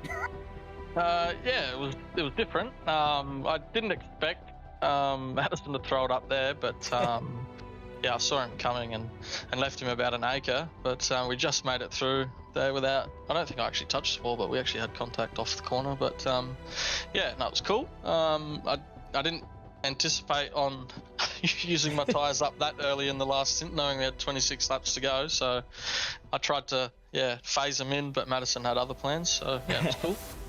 Yeah, it was a mega battle, especially to see you two battling, and I think he's taken over second in the championship now too. Obviously, with Maloney not here and him being 4th in the championship, it's good to see you two going at it. But congratulations as well on the championship, a mega drive, a mega season. Obviously now you can look forward to Phillip Island and just relax. How do you feel about that? Yeah, not sure how I feel about Phillip Island, to be honest. I had a bit of a average race there in E-Series, so we're going to have to try and make amends of what we dished up there. So yeah, I'm not quite sure how to think about that track. It's a bit of a bogey of mine, to be honest. Not a huge fan of it. Sometimes I go good, sometimes I don't. It's just one of those things. Yeah, we all have those bogey tracks, and we'll tick that in the box for next year. Phil Sell, bad track, Phillip Island, even though you'll most probably still go out and finish top 5, and we'll still be having to talk to you at the end of the race. But congratulations, Jared, on a mega drive tonight, and congratulations on the championship. Anyone you'd like to thank? Obviously, all your sponsors. Yeah, obviously Boost Mobile again for their support. It's been great this season to have them on the side of the car and showcase a real world livery, just to break it up from the norm and the other fantastic sim liveries that the painters put out. But it's nice to see some real world liveries on the grid. So yeah, I'd like to thank those guys, as well as Wave Runner Performance Center, obviously the major sponsor of the team, as well as a little minor sponsor of mine, getting a few stickers on the car where they could barely fit. But Jordan does a great job, so yeah, I can't thank him enough. Also thank Nathan Kaiser on the cans tonight. He jumped in real late, but he kept me nice and calm, and actually gave me a target to get to 10-second lead by the end of the race there. So I just failed him. So sorry, MVP. I wondered why. I was like, God, he's gone in like towards the end of the race. He just disappeared. I was like, it was only 6 seconds before, but now it's 9. But no, that makes a lot more sense now. But no, congratulations, Jared, and soak this one up. You deserve it. Yep, thank you, guys. Thank you. That was Jared Philsell, our round 9 winner and champion for the first season of the Logitech Supercar Pro Invitational. But one man that didn't let him go without a stray was Madison Down, and Madison coming home in P number 2. Well done on the drive, but tell us about that race, because that was topsy-turvy from the word go for you. Yeah, definitely. Yeah, crazy race yet again. I think, yeah, it's hard to know what to say. We didn't have anything for Jared there. I think we were probably 2nd or 3rd fastest car in that race, and some of the other guys fell by the wayside throughout the night, and we kind of, consolidated P2 there. But yeah, had a good battle with some of the SSR guys, Berkey and also Kobe Jones there for a while. And obviously the start of the race was pretty fun with Burton and Gilliam. So yeah, had a good race overall, had some good fun. But yeah, it was a little bit frustrating watching Jared drive away. But yeah, it is what it is. This part of the championship, more rocking up and racing these days, and with Jared, winning the championship with 1 round to go. Probably motivation lacked for us a little bit, but it was nice to still have the pace to somewhat challenge. Yeah, you definitely still had the pace. And how do you go now going into Phillip Island? Obviously, you've done well there before, and we know in E-Series you guys did really well there. Is that just going to be a turn up with that setup and hope it goes well? Yeah, more or less. I think we developed a pretty good car, Jake and I at BJR for that, so we'll see how we go. I mean, the hardest thing is I think Jared is a lot quicker in this series than what he was in the E-Series, so I think that, with car setup, it never stops moving, so if we kind of pretty much what we had, there's no guarantee that we're going to put the thing on pole and drive away and win like we did in the E-Series, so that's going to be the hardest thing to know. Typically it is a pretty strong track for myself, so I'm hoping we can wheel the car out there and have some pretty good speed, but yeah, it's hard to know. I mean, we'll give it what we can, and that's probably a little bit more motivation for me personally, going to a track that I really enjoy driving. Had some success at in the past, so see how we go. Yeah, I can't wait for that track. I think it's one of those tracks that suit a supercar quite well with all the fast and flowy action. And tell us about the battle with Phil Sill as well after that restart. You wanted to go. Phil Sill wasn't expecting you to go, but you wanted to go at that restart. Tell us about all that, the diving down the inside, just trying to, the ding-dong battle that you guys had for that P2 after that restart. Yeah, if I got the slightest look at him, of course I was going to dive. I mean, at the same time, I think Jared was playing a little bit to try and back me into his teammates, which worked briefly there. And yeah, we had a good fight. I enjoyed that battle though. It was bumper to bumper, door to door for a lap and a half there. It was pretty exciting. So yeah, the racing was good. I had a big dive at Jared, couldn't quite pull it up. It was a little bit too hot, and Jared saw it coming and got straight back underneath me. But hey, we had to try and have a crack at him when we had the chance, and a little mistake from my part not getting it stopped, but yeah, it is what it is. I think, to be honest, I think Jared would have got back past me anyway. His pace was mega tonight, so deserving champion. He's been all season. And I think it'll be interesting to see how you two fight next season, and whoever else comes in the championship for the next season, because I think it's going to be going off again once again next year. But congratulations, Madison, on P number 2. I think that moves you to P number 2 in the championship as well, considering you missed the first round. So I think that'll be where that ends up. So congratulations on that heading into the last round. And any shouts anyone would like to give a thanks? Oh, just as usual, everyone at the team at Trans Tasman Racing. We got on pretty last minute and tried to put something together, and yeah, it wasn't too bad. I mean, we had some okay results in the field, and the car was okay. So big thanks to all the team. Obviously, Virtual Racing School as well gives us a lot of support, so big thanks to them. And big thanks to the broadcast, and just a shout out to Jared again. Well done on winning the championship. It was a bit of a shame that I couldn't take it to him as closely as I wanted. I always like to be in the hunt, and missing that first round and kind of put pay to that pretty early. But he deserves it anyway. I think he's won almost every race in this series, so thoroughly deserving champion. So well done, Jared. Yeah, definitely, and well done to yourself for a good drive tonight, Madison, and look forward to seeing you at Phillip Island in a couple of weeks. Thanks, guys. See you there. And that was Madison Down coming home in P number 2, but someone with a tremendous drive, another SSR driver, Kobe Jones. You scared us a little bit. There was a little bit of scare that went through myself and Sam, man, when I thought your internet was going to drop. How are you feeling in that situation? I was pretty worried, to be honest, and I haven't got the greatest internet, and as soon as it started dropping, I was like, it's not... I didn't think it was going to turn out too well. It hasn't before, so I was pleased that it fixed itself and I was able to continue. Yeah, I think we were all heart in the mouth stuff of being like, this one's going to be out and over, and then it came back. I've never seen a car basically drop off the timing sheets and then somehow come back and still be there and keep going without... For that time period, it was nearly half a lap, and I was like, yeah, that's Kobe Jones out. But you managed to hold on and then have a tremendous drive to finish in the podium. You look like you had a really strong car underneath you all night, especially after Q1 session. The car felt absolutely amazing, and I can't thank Tom Fear enough for that, because he was the one that worked wholly on the setup I was on. But I don't know, I must have just been feeling it today, because I haven't had too much of a good season. It's been pretty poor, some shocking quality results, but I'm glad today it held together for me. Yeah, definitely held together. Do you think that Q1 session helped you a little bit as well, or how did you find that format obviously being in Q1, you were able to get a lap time in and put yourself up near the front, and you managed to hold on inside that top 10 and obviously had a mega race car. Do you think that helped you a little bit as well? I think so. There wasn't too much congestion, which sort of helped as well. Yeah. So I think I was just focused on just putting a good banker in, and the first two were, and then I gave the third lap a good crack, and it turned out to be a pretty good lap, so I was happy with that. Yeah, it definitely was a really good lap. Put yourself in a good position, and you drove tremendously all race to be able to hold on and get yourself a podium. It was a mega drive, one of the drives of the night, I think, to get yourself a really strong result to round out near towards the end of the championship. Heading into Phillip Island, though, how do you feel about that track for yourself as we go to our final round of the championship?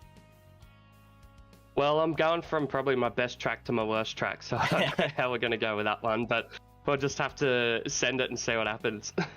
Oh, I love it. I love the confidence heading in the last round. I feel like it's going to be topsy-turvy, but Phillip Island will turn on the action, and I'm sure you guys will be able to sort it out at SSR. You guys always do. So congratulations on a tremendous result tonight, Kobe. Anyone you'd like to thank, and any shout-outs you'd like to give a thanks to? Oh, just all the guys at SSR. They pushed me this week, and can't thank them enough. And good race to everyone as well. I enjoyed it.